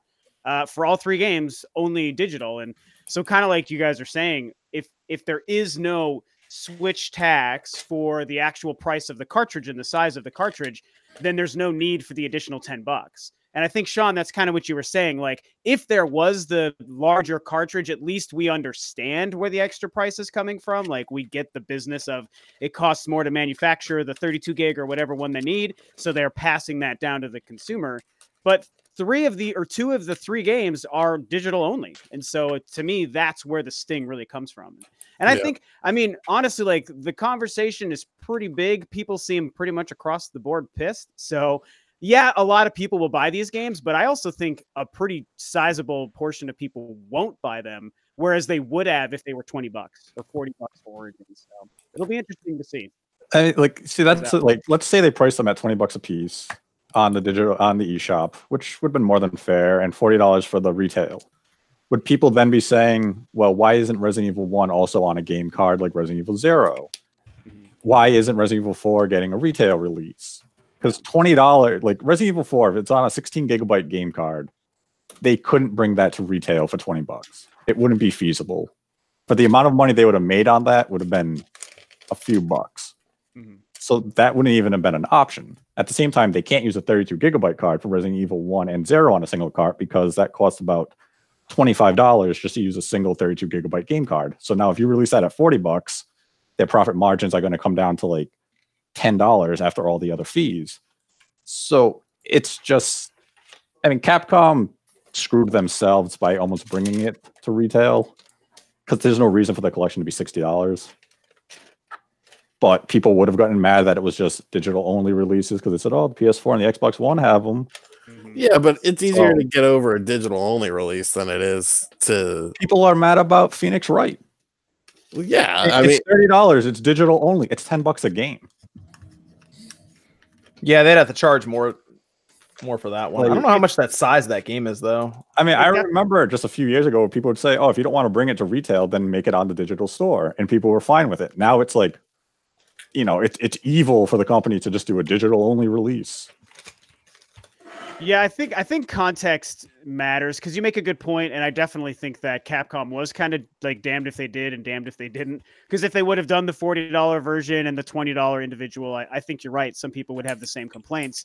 Now, I think they're in a situation where, because we're after the reveal of the information and everyone already knows it's $30 and it's all digital and all this, it's almost at the point where now if they were to reverse it and say, okay, our bad, now everything is $20 a piece, it would seem like good information now and like, hey, Capcom is doing us a solid. But if they would have released it that way in the beginning, yeah, I think some people definitely would have been pissed too. So it's just, it's almost. Think people would have been less pissed. I think the amount of people that are pissed about the prices is greater than the amount of people that would have been pissed about digital only. I was under I'm a huge Resident Evil fan, and when they were first announced, I automatically assumed it was going to be digital only. And I was just like, you know, it is what it is, and, you know, went about my life. But then when they're, you know, the $30 shit, like, I think that's a bigger deal than it being than it would have been if they just did it digitally to save money. They did it with Okami. They did it, you know, they've done it with other games. It's not like it's outside of the realm of possibility. So, yeah, I mean, and that's what's weird is that they have price parity with their other digital releases like Okami, like Onimusha. And just for some reason, Resident Evil 4, they just came in and said, fuck it, we can charge $10 more. And they're not giving a reason as to why. If they said, oh, it comes with, I mean, obviously it's not going to come with new exclusive content. It's, you know, it's a 12-year-old game. Yeah. So that's not going to, well, it's more than 12 years old. It's what, like, it's 17 years old. 14? No, it was 2005. So I think 14. Okay. So, like, obviously we're not going to get any new content. Like, yeah, we might have gyro controls like Revelations had. But there is no answer for them to justify the $10 price increase without a physical copy. If Resident Evil 4 was 16 gigabytes retail presence, $30 would have been fair. Mm-hmm. Digital only, it makes no sense. And that's the issue, is that Capcom literally they just know they're getting away with it, and it's going to work. They are going to sell 200,000 copies of Resident Evil 4 on the eShop. Would you guys have rather had one big like package with all of them in it, and they just charge a little more, like a collector's or something? Yeah, absolutely. Yeah. Throw in a t-shirt. That's what they should have done. They should have done a premium edition that was physical only. It came with like, or for physical, it should have been, that was the only way to get it physically, and it came with like a t-shirt, and then charge whatever the fuck you want. Yeah. Like, how much are you speaking? I mean, like, how much are you talking about? $100 probably with a t-shirt, maybe some extra 80 stuff. to 100. Yeah. You think people really would have liked that, considering like how much cheaper you get the games on PS4 and Xbox One and physical? Yeah, I don't know. That would have been too much for me. Well, no. Well, you're obviously not trying to get that much in physical sales if you're charging $60 for the shit, in my opinion. So why not just go the ultra premium route, make it a limited edition thing? If people want to buy it, and people would buy it, I feel, then you get some residuals on your game sales. T-shirts don't cost shit to make, really, or anything like that. And then you still have all your digital profits. Mm-hmm. I think the issue we run into is Capcom has this history already of doing this. Where we have like the Legacy Collection for Mega Man, where it's a digital code, and then they use the smallest possible cartridge they could. At least with, I guess, Zero, it's a 16 gigabyte cartridge. So I'm like, okay, at least that makes some sense. But like, remember Mega Man was like, what was that? Like it was like a 4 gigabyte cartridge or something tiny. Yeah, well, no, it was under 4 gigs. It was under 4. Yeah, that's right. Because the first Legacy Collection is not even that big. It might have been like a 1 gigabyte cartridge or something. I mean, it's complex. Like, this is what I'm going to get into with my video, is that right now, everyone, in this case, Capcom is to blame. But in other cases like LA Noire, NBA 2K, the blame isn't on 2K. It isn't on Take-Two. The blame is on Nintendo. Because the cartridges, Cartridges are too expensive. They are not subsidizing the cost to these publishers. And if I'm a publisher and a 16 gigabyte game card costs me, I'll just say $12.50. Well, I can't charge a game at $40 when it's costing me almost $13 just to put the game on the card, that it costs pennies. It cost me $1 to put on a Blu-ray or an 8 gigabyte game card. I mean, $12 to lose in revenue is a lot for a single release at, say, $40. Yeah, these cartridges need to get cheaper, and they need to get cheaper quick. Yeah, the optics are kind of bad across the board, and I've talked a couple times on videos on my channel before about how the cost getting passed down to the consumer obviously isn't a great thing. Nintendo chose the cartridge model for their current machine, and there's like tons of advantages and benefits, and obviously we all love all the good things that come with having cartridge media after, a 10-year gap or whatever, 20-year gap. But obviously we're seeing the downside too, where either Nintendo's deciding not to eat the cost, or the publisher or the developer of a third-party game like Capcom deciding not to eat the cost. So we're in a situation where, based on what Nintendo chose to do, they have the one of the 3 devices on the market where you might have more expensive games. And it's obviously, I mean, the Switch is selling well, people are buying games, so it's not like adversely impacting sales or anything right now. But again, optically, it sucks. It looks bad to know, oh, I could buy my PlayStation, my Xbox, or my Switch. But games are sometimes $10 more on the Switch for whatever reason, I don't know. And so maybe I don't want that or what have you. And so it's just a really sticky situation. I've always loved that there's cartridges, but I've always like, man, I wish you kind of, I know they would lose a lot of money in some respects, but eating some of that cost for the sake of the consumer would have been a nice move. And I think they would have gotten that back in the back end. With the Switch, this is the first system that, like, I don't mind having digital downloads, especially for multiplayer games. Like, anytime I'm in an environment and I have like a bunch of friends over, I like being able to just hit the home button, go to a different game, load in. The only titles that like I really want to pick up are like sole single player adventures that I know I'm going to play in my room, not that I want to play on the go or anything else like that. Here's the thing about the Switch. I'd be very curious to see what the split is on the digital physical sales on that system overall, because I feel like that system, the Switch, might be leaning more towards digital than physical, like overall. I mean, especially now that everything's backed up on the cloud. Well, I mean, it's a system that is designed for you to travel with, and you probably don't want to take all of your cartridges with you if you can help it. So if everything's just loaded on your 400 gigabyte SD card, it's probably way more convenient for a lot of people that are traveling a lot. So I bet you that split is way more in favor of digital than it's probably ever been for Nintendo. Yeah. I think a lot of people have said that same thing. They feel like the Switch was the game changer for them in that respect, as far as digital stuff. And it makes sense because of the nature of the console. Like, I'm still not there yet, but I think it's breaking the bounds for a lot of people. And even like you said, John, you're traveling, you don't necessarily want to take your cartridges there. Imagine if you're on a plane and you drop your Breath of the Wild, just you fumble and you drop it and oh shit, there's my $60 Breath of the Wild. I can't find it and you might never see it again. Literally exactly that happened to me. I was on a plane, I dropped a cartridge and also my jewel, and then I had to send Casey down to go look for it because she's a small girl. She can identify things. Mm-hmm. Big people like us, like, we can't maneuver well. Yeah, it's not easy. It's a real honestly, for the first year, I didn't even want to take my Switch out of my house, man. Just the console. I was like, this is my $300 Nintendo console. I don't want to go to work or go to the, I don't know, car wash or whatever and just take it around. Like, I was really nervous about that. Yeah. So. I played it in a bathtub in Vegas. Wow. The man. The cartridges man. The cartridges are actually pretty easy to lose too. So that's another thing is that. But Nate, we've even talked about how some games just ran into the roadblock of the cartridge size and cost. So like there are some games that probably would have already been on the Switch now if that cartridge size wasn't a factor. Yeah, I mean it's still an ongoing issue.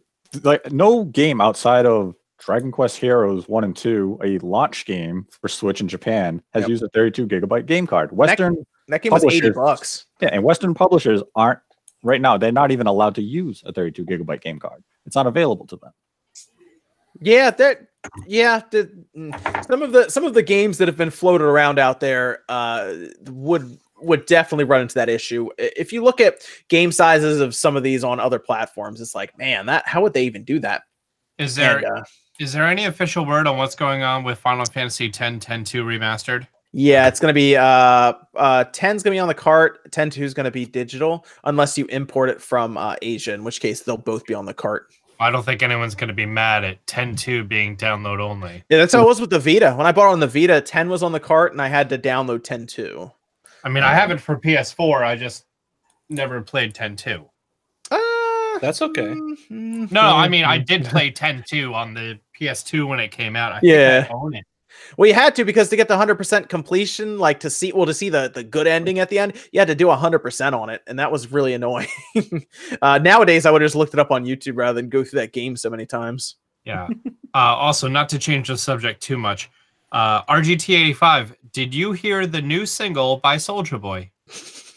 Oh, the Zelda one? Yeah, yes. I saw that earlier. Yeah. I literally just saw this pop up, and it is so bad. I didn't see it. I don't. Yo, can we get Soulja Boy to do the soundtrack of Link's Awakening remake? Not a bad idea. The beat is bad, the production is bad, the rapping is bad, and the mixing is bad. And it's exclusive to Dat Piff. Well, yeah, Dat Piff that's where a lot of stuff gets exclusive. Yo, is he gonna get in trouble for using the Legend of Zelda music in here? Probably not. I mean, I know you could sample, but like he licensed it, man. It's cool. The number one most liked comment on the video says, Nintendo's legal team has entered the chat. The Legend of Zelda, the Moolah Maker. Yes. Yeah, and I think he spelled moolah wrong. Oh, he spelled it the cool way. That says Mullah Maker? The Mullah Maker. Yeah. Wait, does that have like a music video and everything with it? No, not yet. It's in the link. No, it's just album art. Not yet. Okay. I mean, here's the thing though. You can parody music. You can sample music like legally if you don't make any money off of it. So it's possible. So I'm sure it's probably an unmonetized video. And if he's got some samples from Zelda in it, then unless it's like really bad and egregious, I haven't heard it. It's the whole theme playing throughout the whole song, and then I just put it in the Hangouts, the chat on the right. Oh, I'm bopping to it, you know. I don't know what's happening, but you know, it's involuntary bopping. I'm sorry. Yeah, you know, I'm hearing Zelda's theme, and that's what I'm mainly here for. I'll make you a better beat with Zelda's theme, or just listen to Zed. Fair enough. Zed's Zelda is fantastic. Man. Let me go through. Evan, you want to have some more Discord questions, and I'll do some super chats before we finish up. God, All right. Which PS Vita model do you prefer, and why? Also, if there was one game for the Vita you had to own, what would it be? I like the ice blue one that I bought. I still like the 1000 with the OLED screen. What was the other question, Evan, about the game you said? Well, if you had to own one game for it, what would it be? Like, what's that must-own game? Borderlands 2. Persona 4 Golden. Wasn't there a Final Fantasy 7 exclusive to that? No, that was PSP. That was Crisis Core. The Crisis Core is on the PSP, yeah, but you could play like the older games on the Vita though. Like it was like you could play like PS1 games and stuff they had up there. I guess if you're taking that, I'll take Killzone. Yeah, I'll give it to Killzone for that if you're gonna take Persona. Persona is like the most popular game on that system, but yeah, I guess I'll go with Killzone. That was a good shooter on the system. Unit 13. Underrated. What about Uncharted? Uncharted was cool because of how it looked. Like it looked really good being on a handheld at the time. But yeah, but the game's focus was on like, hey, there's this touchscreen on the back, and we can do touchscreen stuff on the front, and we're just gonna throw all these. I hated the touchback controls. Yeah, especially for like games like Borderlands where you had to like double tap the back to throw a grenade. There was one cool one. It was like you had to like move this ball around a field, and if you touched the back, it like made the back kind of become a hill, so it would push it in directions. It was kind of cool. Yeah, there's some games that utilized it well, but not these first-person shooters and adventure games they tried to put on there. Yeah. So what's another Discord question, Evan? Don't know why he's already asking about this one. Who thinks Mario Maker 3 is going to have 3D Mario Maker assets? I'm guessing to make like an actual 3D World Mario. Why don't we let Mario Maker 2 come out first? That's what I'm saying. Like this just popped up. I don't think we're ever gonna see a 3D Mario Maker because, like, what you need to do for a 3D environment to make sure that there's no issues with clipping and zones, and I feel like that's just a nightmare waiting to happen. Well, let's get Mario Kart Maker first before we even let's get Zelda Maker. Yeah, I'm in for that. Let's get Metroid Maker. Nintendo Maker, Metroid Maker. Yes, please. That would be sweet. Oh, man. Baby Maker. Labo Maker. No, Labo Maker, Sean. You can design your own Labo and then have it sent to you to build. Oh, God. This is terrifying. You can design it pre-built and have it sent to you already complete. Yo, I hope they do. I hope they do come out with. I hope that VR stuff for Labo does come out on the Switch, just so we can have Sean try to put it together. Oh, that'd be great. Awesome. That was a classic. Oh man, that was such a good video, Sean. That was horrible. I recently tried a Virtual Boy, and that's not a fun experience. No, it's definitely not. No. I imagine having the Switch that close to my face would be similar. You don't like all the red really close to your eyes? Not only that, but like. But consider this: if they do that, they could essentially bring Virtual Boy Virtual Console to the Switch. Then. Yes, Sweet. Wario Land. Finally. I already own all good games for it. But you can own them again. Yeah, just virtually on the Virtual Boy. You could pay more money. That's true. Big.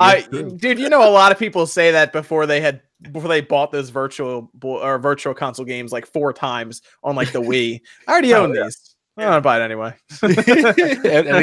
anytime Super Mario 64 pops up somewhere, everyone's like, I want to buy it again. I'm buying it again. I'm that person. Yeah, I do it too. I'm that way for Super Mario RPG.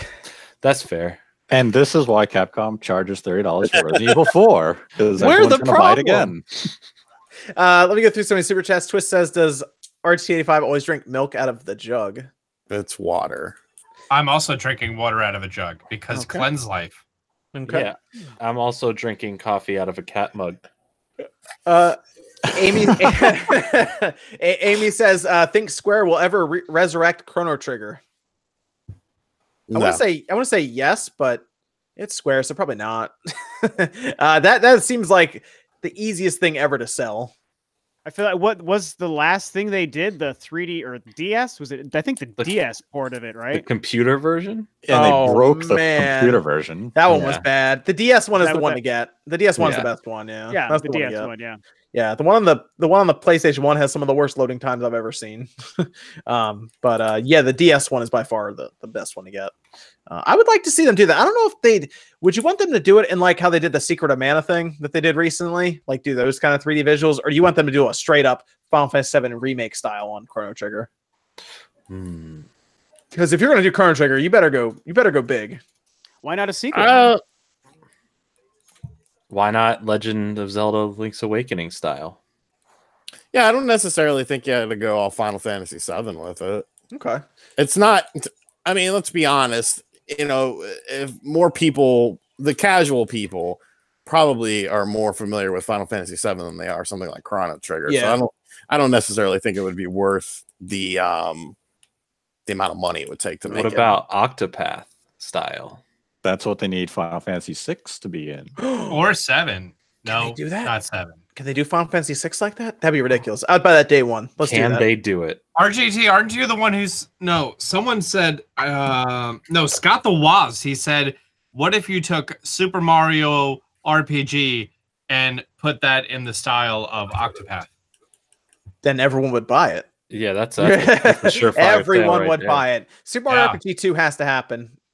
Let's do that. You know Or what would be a- dope? or a An new Paper actual Mario. real Super Mario RPG.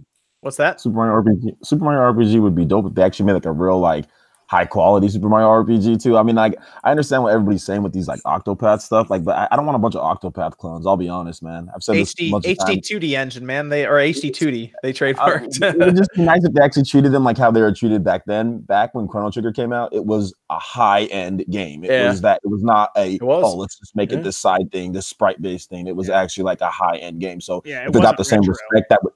Yeah, it wasn't retro. So if they got the same respect that Final Fantasy gets and that these other games get, that'd be dope. It was expensive when it came out too. I remember that.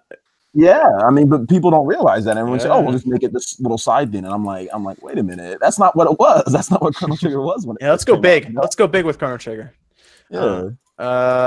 Deathwish Cassie says, "How many physical Switch games do you have?" I'm at 63. I have not counted. The person you want to ask is Wood because he has like a million of these things. I didn't know they made that many physical games. I've I like have 4. I have 12 physical and 328 digital. I have an obscene amount of digital, but I've got 19 physical and probably 6 or 7 digital. I have 28 physical, 29 physical. Talking Switch games here? That I can see from here. And then I have, of course, a ton of digital because they send us review codes all the time. So Talking Switch? Yeah.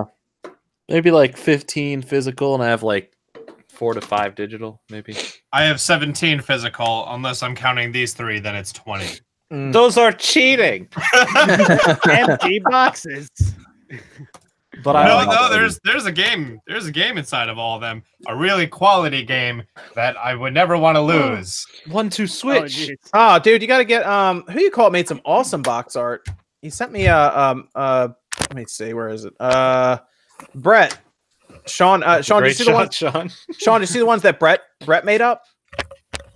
So what? The Pokemon Sword and Shield covers that Brett made up. Oh yeah, those are good. Sorry, I was counting my physical games. I actually have 60. Whoa, Sean has a lot. Yeah, I told Sean has a lot. Could you link that, Spawn? He sent them to me. Did he send them to you, Sean? Yeah. Do you have it on your Twitter? 61. No, he sent it to me on Facebook, and I don't know my Facebook login for this computer. Well, just tell me your Facebook login, and I'll log in for it. No, I don't know Put it in the chat, man. Let me see if he posted it on his, because he sent it to me in a message. I don't know if he was like I don't know if he put him online yet. Let me see. So I could probably check to see if he put it on his Twitter handle. I can just link you to that. Well, there's kind of what they look like in that thumbnail that he made up. I could send you that also, so you kind of see what they look like, and I'll just double check with him to make sure it's something that's cool to be sent around. I mean, I kind of like having there it is. There, this very clearly it's fake. Until, I gotcha. Until the box art comes out. Let me go ahead and do the last giveaway, which is for Okami HD. Ooh, good selection. Outstanding game. Let me go ahead and pull the current participants in the chat, and we will do the final giveaway. Evan, you said you got a hold of a couple people. You're just waiting to hear from one other person? Yep, 2 of them got back to me. Just waiting for 1. All right, very cool. There we go. 1, 2, 3. Congratulations to Enzo Roberto for winning Okami HD. Enzo Roberto. That's a very interesting name because Enzo is typically Italian and Roberto is obviously Hispanic. Oh, there you go. There you go. He took it. I'm going to go ahead and let me send that to you as well, Evan. So you have the code. Let me actually, since we're going to finish up here after we get to see Enzo in the chat and everything, get that all taken care of there. Maybe his mom is Italian and his dad is Hispanic. Could be. Ooh. Big if true. Big. He's Very Brazilian. Done. Science. So if we want to make sure they're in the chat, Evan, before we sign off here, after we go No, around. he's in the chat. Cool. He just said he's Brazilian. Okay. Yeah, okay. Fair enough. All right. So yeah, Enzo, you want to get to Evan there? I have the code that I'm going to send to Evan, and he'll get that to you as well. Expect your email in chat. Oh, okay. Let me Not you, him. let me go ahead and I'll send that code over to you real quick. Evan, let me go around here. Since we're gonna finish up. Rob, where can they find you, man?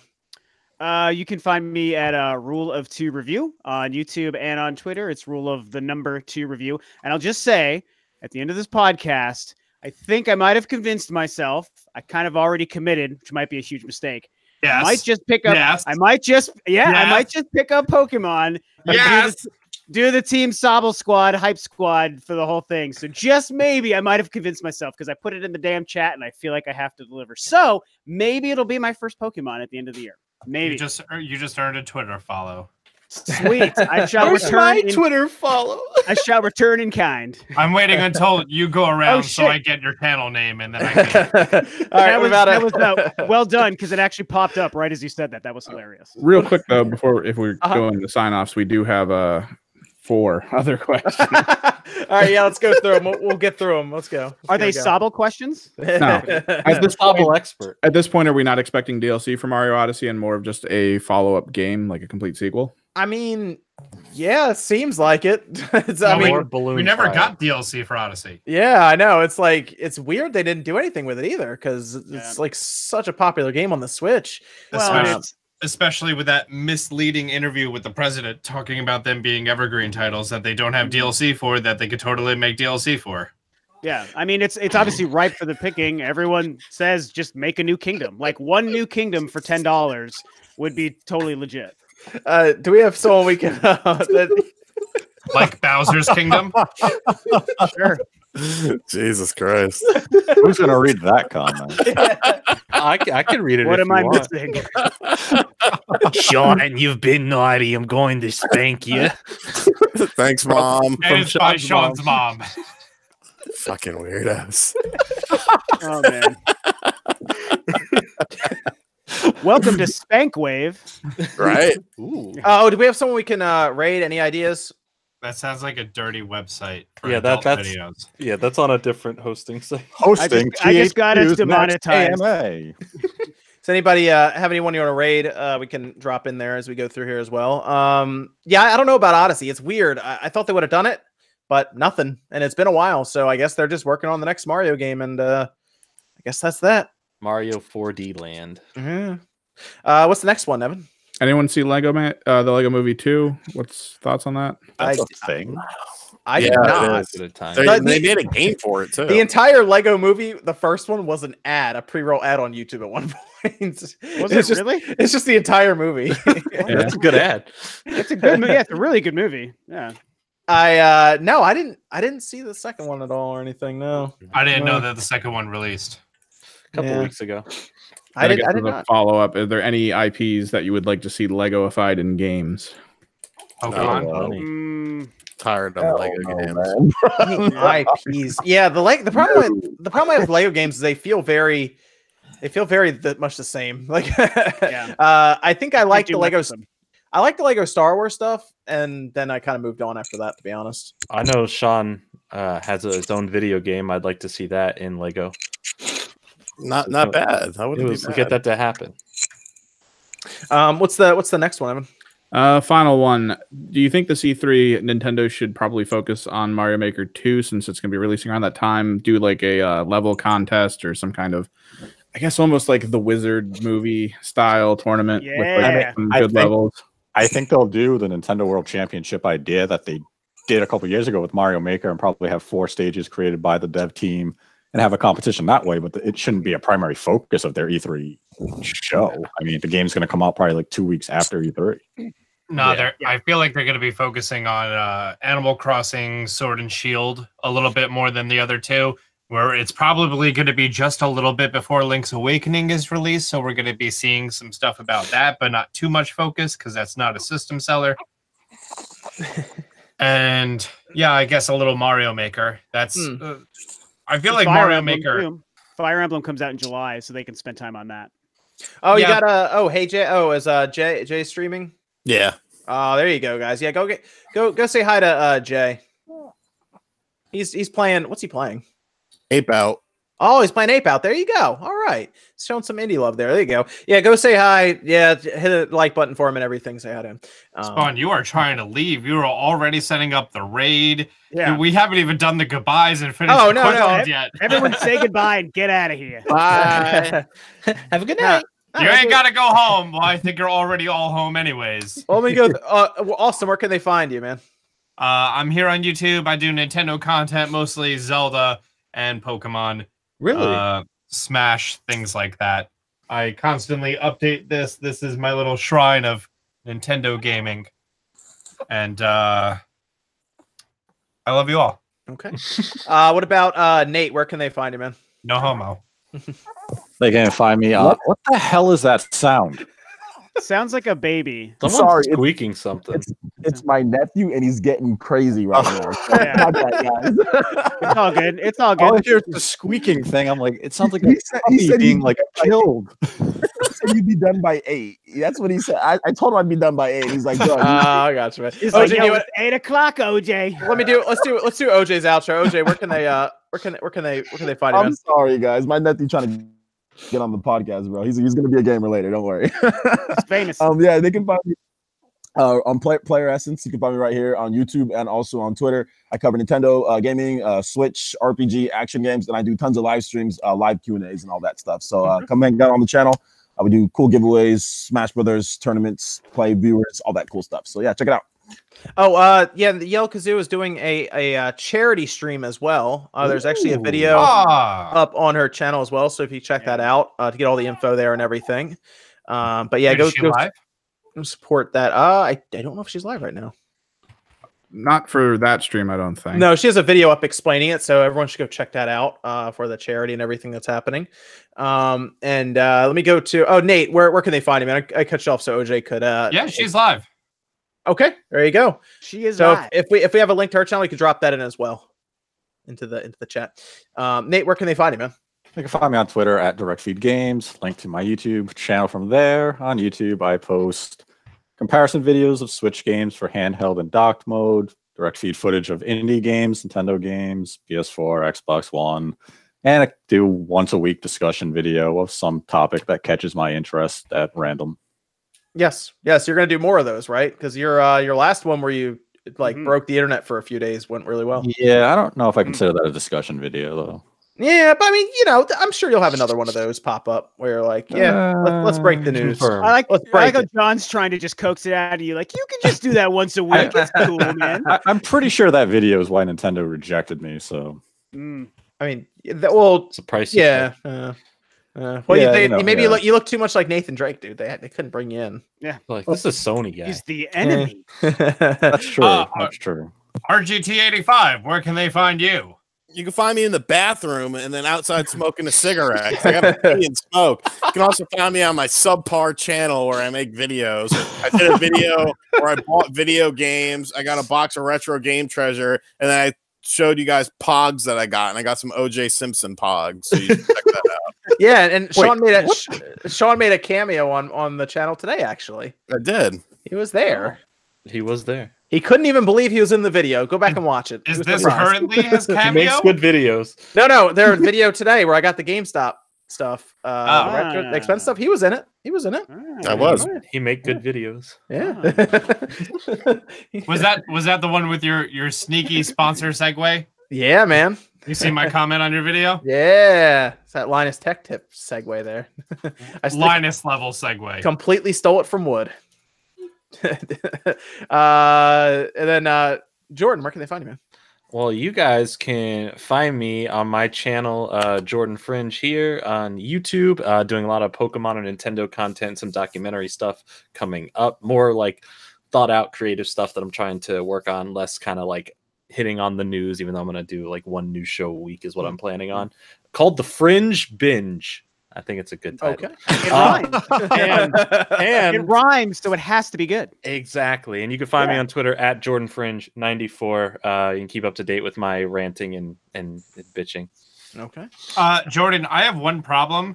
How dare you? Your header on your Twitter. And you don't understand it? Well, it's a bunch of memes. Oh, I thought that was you at a significantly lower weight. No, I'll explain. I'll explain to you at the show ends. That's my friend. And then Rob, I got you already. Yep, I committed to Pokemon. So okay, we're good. Yep, sorry, a lot of things are happening over here. It's all good. Yeah.